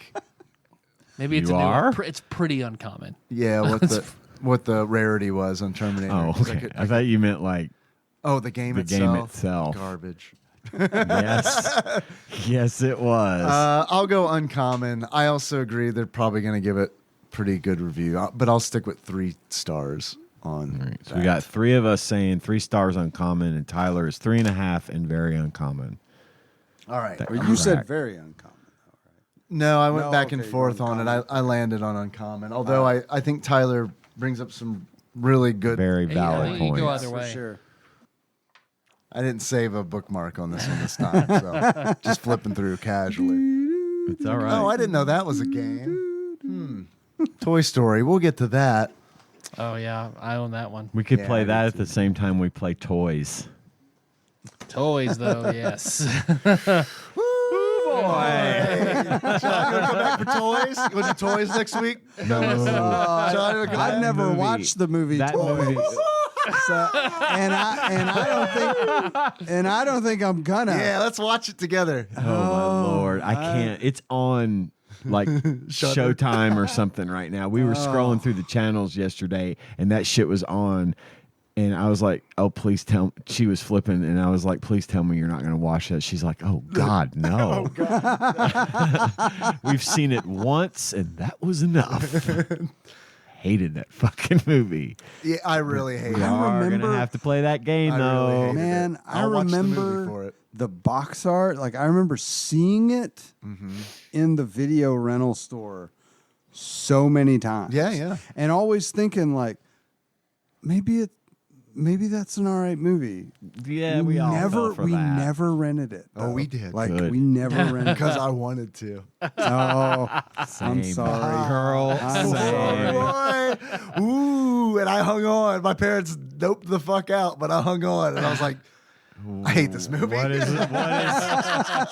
is life? What is my life? Don't name a movie Toys unless it's about toys. You know, there's a movie that Richard Pryor is in called The Toy. And it was entertaining and fun for its time. It had more to do with toys than the movie called Toys. Hated that fucking movie. Okay, sorry. Go ahead, Dave. No worries. According to Flopsy, a.k.a. the Ultimate Nintendo Guide to the SNES Library, 1991 through 1998, by Pat Contry, courtesy of Monster Mold Mike, and the Shadowy Love the Vanna thing. You never do the Vanna thing. I've been watching a lot of Wheel of Fortune recently. Yeah. I really truly this have. is It's entertaining. It's great. I love that you have. I watch Wheel of Fortune all the time. Did you see that lady yesterday? I didn't watch it Oh my yesterday. God. This lady, What? like, she... Something happened on Wheel of Fortune yesterday. Hold on. I'm gonna bookmark this. I gotta talk to you guys about this episode of Wheel of Fortune I saw yesterday. Now it gets a little fuzzy because I don't watch it with the sound. So it's one of those things where it's like what? It's one of those things where it's like I can't remember what happens when they spin on the wheel and they pull one of the prizes off of the wheel. Yeah, do they the little keep that no wedge. matter what? Unless they hit bankrupt, they keep that in front of them on the little platform. But do they Okay. take it home? So oh, yes, they do get to keep that. I watched a woman. I knew someone that was on Wheel of Fortune. She got to keep her wedges. Wow, that's awesome. What? Yeah, she Wow. won prizes and got to keep her wedges. That's cool. Anyway, sorry, go ahead. It's cool that you knew somebody who was on Wheel of Fortune. Yeah, for she real. was my guidance. She was my what are they in college? The person that helps decide your Guidance counselor. is it guidance counselor? She was my guidance counselor at Murray State. Advisor. Yeah, advisor. Thank you. In college, yeah. I went to her office to talk to her, and she had her fucking wedges in frames on the wall. And I'm like, man, that's are those Wheel of awesome, Fortune dude. wedges? And she's like, yeah, man. right on either side of a Holy picture of shit, her let's get on the show. of her with Pat Sajak. You know, they take your picture and you get and it was that's fucking. and I was like, you were on Wheel of Fortune? She's like, yeah, I won like $1,500 in a trip to Hawaii or something, and she got We got pictures wedges. with Sean Evans. Barely. And $100. Barely. I bought Super Metroid with that. It was a good investment. Anyway, sorry, Dave. Go ahead. I watched this woman spin the wheel, and she got like 3 wedges. And also, there's this new thing, new to me. I haven't watched Wheel of Fortune in a while. I'm coming back. Getting back in it. Yeah. Getting ready for the Ryan Seacrest entrance. Yes. There's this wedge that it's actually in thirds, and it has bankrupt. Yep. 1 million. 10,000. This, maybe. Oh no, yeah, you're right. You're right. It's the $1 million wedge. It was green. This isn't your daddy's Wheel of That's Fortune. why I was like, what? I know the rule. God There's a rule. damn. Can I? You want me to explain please, it? Please do. Okay. But on the other ahead. third of that wedge is bankrupt. Right. So it's really, really hard. It's a 2/3 really bankrupt It's a and really thin 1/3 strip. Yes. Okay. 1 million. What are the rules on that? The way this works is if you land on the $1 million wedge and you don't hit either one of those bankrupts, there's $1 million on the back, right? Yes. If you hit that, you get to keep you take that wedge and you hold on to it. The criteria are: number 1, you cannot hit a bankrupt for the rest of the game. Okay. Or you lose it. The game or the round? Game. You cannot, if you get a bankrupt at any point for the rest of the game, you lose that $1 million wedge. You no longer can. The second piece of criteria is you have to win the first round. You have to win the game proper, okay, with the most money. That does not count for money at all. It's just it's your ticket into the possibility of winning $1 million. Okay. Right. So you win the game.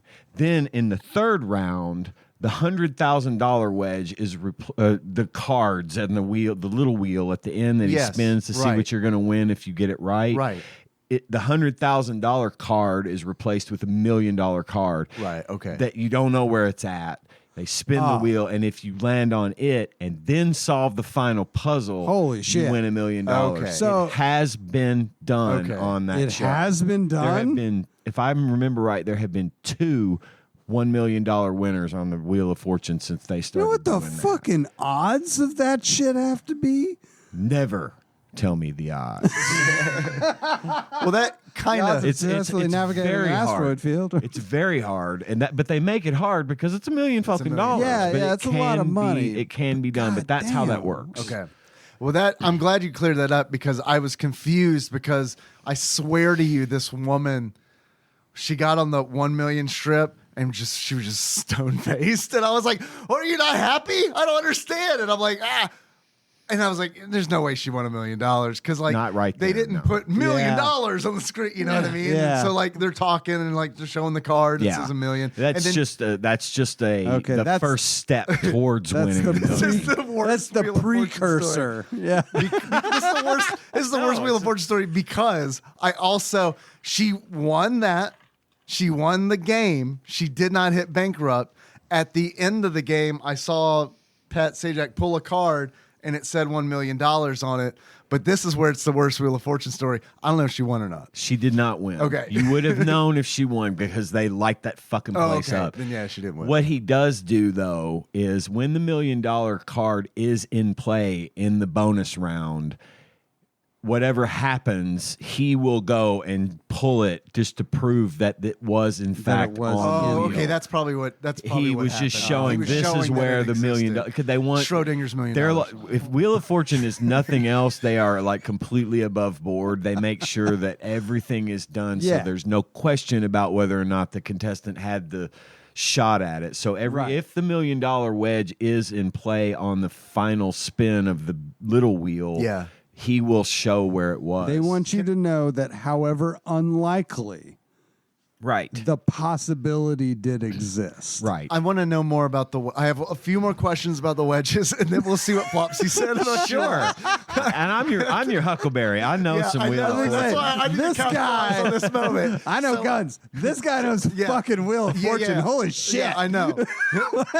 If Love that show. This is the fucking Wheel of Fortune rules lawyer over All right, here. top 20 game shows draft. Part 2. This guy's got a fucking doctorate in Wheel of Fortune. So the wedges. I would be so bad if I went on that show. Like I would lose so hard. This lady. This is fucking about killing knowing it, man. the She show. got out with about $35,000, I think, which I feel like That's is a lot of money. That's a good for haul. Wheel. That's a good take. haul. The wedges.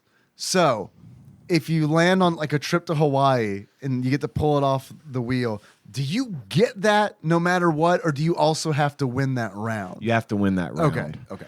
So but they do count that towards your cash total for the round. Okay. So if the trip to Hawaii, and they get more expensive every season, but if the trip to Hawaii is worth $9,000, that counts as if you had spun a $9,000 wedge, for example. So yeah, that counts towards your total. They don't put it on the little digital placard though, do they? They do. They do. I just haven't paid attention. And Okay. they count that at the end for the object total. of the game is to be the one with the most money Yeah. at the end of the first round. That or at the end of the explains how first she part had of the so game. much, because this lady hit it was like 4 wedges. Yeah, I mean, and if you win those, Yeah, and knock see, them out. they always have Did you get one a car? Do they do the cars? I saw Sometimes. a guy win a Mini Cooper the other day. Yeah, they'll have a car out there usually every time as one of the cards on the little wheel. Yeah. Oh, But okay. with regards to like the trips, okay, so like every episode has what's called a prize puzzle. And like, so in addition to the cash that you've spun, so you could really rack it up because like, by that point in the game, there's a $5,000 wedge on the wheel. And when you spin a consonant, if there's like 5 T's and you call a T and you're on the $5,000 wedge, that's 25 grand bucks. just on one letter. Sure. I've seen people spin the 5,000 over and over, and they're up to like 60 grand for one puzzle and they win, right? But the other strategy here is if it's a prize puzzle, the prize puzzle, that's always a vacation. Just for solving the puzzle, if you have $1,000 on if you know the answer, you solve, because the prize is going to be a trip, which is going to be worth a lot of money, which goes towards your grand total. So you'll see people that'll have 15 fucking blank letters up and they'll spend $1,000 and they'll be like, I'd like to solve. Well, they're doing that because they know the prize to the vacation is going to be expensive and it's going to go towards their grand total. And a lot of times, if whoever gets the prize puzzle usually ends up winning the first part of the show because it's always a big number. So it's good to know. The total. Sorry, man. I know. You'd think I'd never fucking watched this show before. it changes. The every grand season. total. Is that what determines who wins the fucking show? The first part of the show. Okay, just the Between first the part of 3 show. contestants. Okay, After, if you win, that's what I'm trying to figure out. if you between the solve three a people. puzzle, whoever solves the puzzle wins that round, And there are regardless 3 of how much rounds. money they have. Right. So yeah, well, they'll do as many rounds as they can get in before time runs out to where they got to get to the last part of the show. Okay. So usually it's between 5 to 6 rounds, depending on how Okay. quickly they solve the puzzle. If they've got time, they'll do another, yada, yada, yada. But holy fuck. Anyway. We all simultaneously looked at the time. Sorry. Anyway, yes. too. If you win the round, you get to keep that money. Okay. You leave with that money.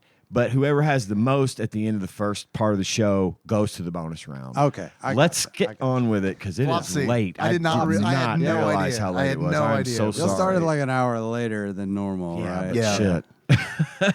According to Flopsy, you know the one. True Lies. 3 stars. Availability uncommon. Got it in one. All right. It was So this came out in 95. Yes. 95. Now, this says the NES library 91 to 98. 98? That's like they were still making games for this fucking thing in 1998. Mm-hmm. Not a lot of games. Yeah, I mean, I but wouldn't think so. There were They some. exist. When did the A lot of them, you're like, why didn't I just buy a PlayStation? Wasn't Yeah, the when did last the game they PlayStation come did out? was like a Wario game, right? The heyday was like basically through '96. Yeah. really? Yeah. Okay. Yeah, I don't know the exact year the PlayStation came out, but it was, I think, like 90. I mean, shit, it was out when I was a sophomore in high school.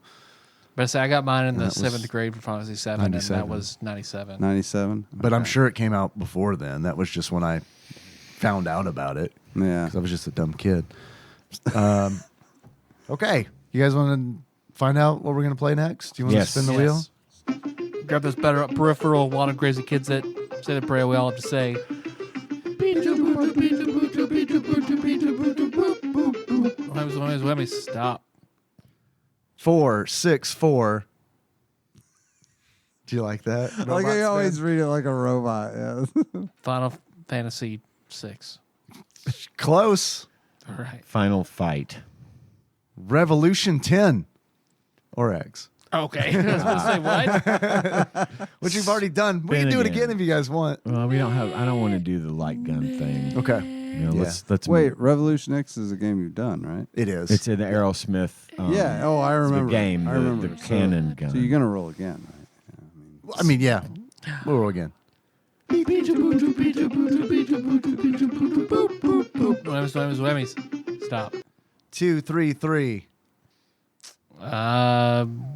D's. H. H's. Have we done it? H games. We have not are done out it. there. Oh, this is it. Could potentially be the name of a Sonic the Hedgehog level. Hot zone. Close.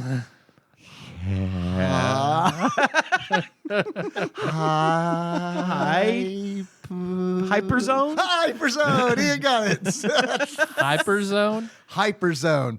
Never heard of it. Okay. I mean that. Yeah, it's probably really It's a good. 90s carnival ride. Hyperzone. Let's do It's it. gonna be super good. It's got it. Does it have a generic name? Yes, it The does. Super Nintendo? Yes, it is. I don't know. Could be good. We should check it out. Hyperzone. That's like every sleepover had one boy that's like, I don't know, Hyperzone. Have you ever played it? No. Well, then how do you know you don't like it? Hyperzone. My mom always says if That I don't is- try it, I can't say I don't like it. Where do we even rent it? That's some 90s sounding shit. Like there's gonna be a lot of pink triangles and fucking like The little green known sequel sweaters, to Mohawk pink and headphone triangles. jack. Dare I peek into No, don't. Flopsy? Don't do it. Don't do it. See if there are Let's pink just- triangles in it. Just raw dog it, babe. All right, man. yeah, Sounds there's gonna be a great lot to of me. grid backgrounds with pink triangles. Yeah, You never know. It might be surprising. could be. Tyler, Yes, Dave. had a lot of fun talking about Wheel of Fortune. Finally learning the rules after all these years. I know, me too. Me too. But before we close it out, I have two important questions for you. If you were to give this game a beard that sums up how you feel about it, what kind of beard would it be? I would give it the blue collar worker's beard of one Tim Curry in the 5th season of Roseanne, because just like this game being fun, you're surprised it's there. Okay. I like that. Very thoughtful. And I like the Tom Arnold Roseanne kind Yeah. of. Yeah, no, it's The, nice. the parallels, it's just like Yeah. Interstellar. It just goes so deep. You can't even follow it. I see Tom Arnold pull that book off the bookshelf, and I'm like, And, yeah. Tyler, if you were to give this game a pair of glasses, it sums up how you feel about it. What kind of glasses would you give it? The glasses of every ugly swan girl in every teen rom-com who takes off her glasses and suddenly she's beautiful. Ah. Just like Jamie Lee Curtis is just like the sad housewife, and then suddenly she's Hot as Miss fuck. Stripper. Hey, So yeah, I mean, she does go from wearing some really frumpy shit to like that little black dress, and it's like that she had a lot to do that with she it. rips off and creates before she goes into the room. But you know who Yes. saw through all of that? Her true beauty. Harry. Or No. Bill Paxton. Bill Paxton. He's like, fuck, I can spot a 10-year-old boy's ass through any kind of fucking quest. Give me that 10-year-old boy buttermilk ass. I'm begging for it. You want to go to Chuck E. Cheese? Oh boy, stop. Move on. oh man, So yeah. But we're running super late, so Patreon, how about that? How about some of that? Patreon.com/tadpog or pisstasters.com to Taste get the you piss. right where you need to be if you want to donate money to the show. For as little as $1, you've got access to all of our just immense interstellar-sized library of bonus content. I paused for effect just then. I don't know if you caught that. We do have some executive producers, and these are the fine people that donate $20 or more to the show every single month just because we exist, and we love you for it. So I'm going to show that love by reading your names right now, starting with Usurper Grimm, Cousin David Galino, Plinko Nick Price, Cubicle Monkey, Cthusiast Jeff Myers, Master Cycle Baron Kevin Link, Joseph Phillips, Gamebug Prime, Nathan Eaton, Matt Gentile, a.k.a. Gentle G, Louisville Correspondent Princess Consuela Banana Hammock, Flavor Trick, Taryn Dahl. Congratulations on your marriage and for having the longest title ever. Pinball Airplane Archmage Chris Edler. We're sorry you couldn't be on this episode. Platinum member Brett Miller, Sandwich Pope Phil Hawkins, Nate from Utah, first-time caller, Drinksmith Joey Webster, Dig Dougie, Derek Pope Sandwich, and Cody Phillips. Thank you all so much for your wonderful generosity. Yes. We are just thrilled that you would do this for us. And surprised, frankly shocked. Frankly, kind of just Concerned. almost worried. little concerned. Yeah, a little worried. But hey, it's cool. Yeah, you know, you do it you. works out great for us. Yeah.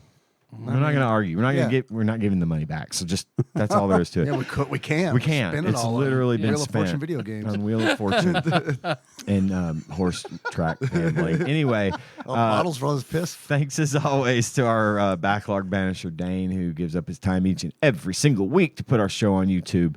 That's a huge thing, and we really appreciate you doing it. Yes, thank you. If you want to get in on a conversation, talk to us, tell us all your intimate secrets, you can do so at you're safe there. bit.ly/tadpog discord. We get in there and talk about a lot of stuff. John is absolutely not on the Tadpog discord. John. He comes on the show all the time. He still has never come on the discord. John, what if we start a Tadpog Slack? You in? Slack? How about a Slack or maybe a Teams? Would you like a Teams Okay, Tadpog well, Teams I'm Discord or familiar Teams Discord channel? No. Get my I don't know. Tadpog Zoom invite?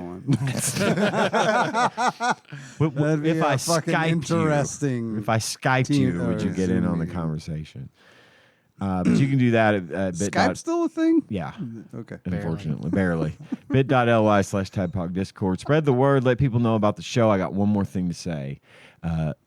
The shirts have finally been shipped. They're coming in left and right. We're getting pictures on the Discord of everybody in their brand new spanking shirts. We want to thank everyone again for participating in that. And also thanks go out to bossbattles.gg and Choctopus for doing the whole thing and making that happen. We got our shirts today. They're cool. They're really cool. We still got a couple of extras in their store, bossbattles.gg/tadpog. If you want one, now's the time to get one because they're probably going to get sold out pretty quick. And Tyler's wearing one right now, and it is a fucking sweet shirt. And I like that, Ian, you didn't say brand spanking new shirt. You said brand new spanking shirt. So it's exclusively for you to spank it in. You Wow. I'm totally meant to do that too. You're giving off a lot of masculine sexual energy right now. Spankery. It fits you perfectly. It does. It The does. extra large. Yeah. Extra large. And you It's a excellent fit. I told Choctopus, I was like, man, you said it was good, and like, it's a really good, it is a nice shirt. Like, It's quality. It beats the fuck out of our Amazon shirts. Our Amazon shirts feel like canvas compared to the softness But of they arrive these. smelling like vinegar. They got that going for them. Smelling this shirt nice. here. Nope, smells like a shirt.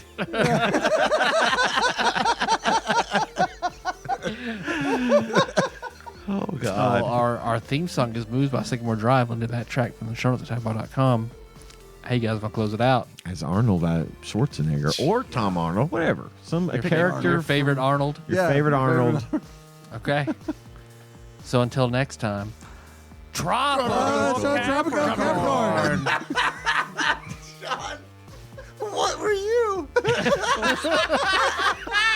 Oh, it's Tom Arnold when he gets shot at. Tropical Capricorn. Yeah. What is he? I was trying to remember the line. What does he say to Bill Paxton when they're done torturing him at the dam? Is it? He says something like, "Get lost, dickweed," or something. Like, shoots like, at the ground. Yeah, shoots at his feet. Oh yeah, he's like, Get lost, dipshit. he just shoots just doesn't even look. Just to fuck with him, man. Just to get him to run off. Oh, that was fun.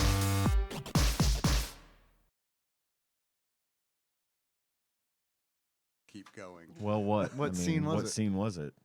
At the very beginning, I think it's at the very beginning. It's been a long time. The guy goes in. Yeah, go, bud. Yeah, man. We'll see you. Take you. You look amazing in that shirt, by the You way. do. You look Well, really I'll lock up and get the lights off. Okay, thank you. the scene where the guy goes in and he's filming, and he's Yeah, got and the the gun in low the battery. camera. Yeah, he's got the gun in the camera. Oh, And he fucking pulls the camera. Or he pulls the gun out. oh yeah, Pop, yeah. pop, pop, pop. Like he drops those two guys, and I love it because you know he's like the younger dude on Right. the team, like he's the new guy or whatever, and he kind of stops and is just like, "Holy shit, I just did that." Yeah, You it's know, like, real. there's It's really believable. Yeah, there's absolutely. this like look of disbelief on his face, like "Holy shit, that just happened." You know, and I fucking love that because you never see that kind of shit in like a '90s action movie. I thought you were gonna talk about this part where he was filming the Crimson Jihad's like, and he's the like, low and the battery." Crimson Jihad will rain fire on one American city, and the guy just puts he's sweating, Yeah. and the guy just puts the camera down, and he's like, the guy's like, what the fuck, and he goes, battery Aziz. And he just walks up to him and he goes, get another one, you moron. He's like, he starts to walk away, turns to us, I think I have one in the trunk. Go! It's such a good fucking movie. I've got to fucking watch that movie again. Y'all have made me want to watch that movie. I would watch it again real today. bad. They I do love a it. good job too of like all the shit that happens, all like the Uzi steps and shit that's going on is covered up by them firing their guns into the air. Yeah. Which is like, oh, that was cool. I mean, that's a nice, like, they thought about it. They thought about like, well, why didn't they just hear that shit and then they'll come over and see what was going on? Yeah. Well, that's the thing. Like, for all its comedic relief, it does maintain a level of believability. You know, like, I mean, it's They do a good job of like skating that line, and you know when they mean to do it, and you know when they're doing it for funsies. Yeah. See, I recorded that whole thing. I recorded all that. So That we your just said? comments about that movie, about that scene, are the stinger. are the stinger. You just gave us a stinger, buddy. Win-win. That's what I'm here for. Did not know shit about the game, and to give you a stinger. Win.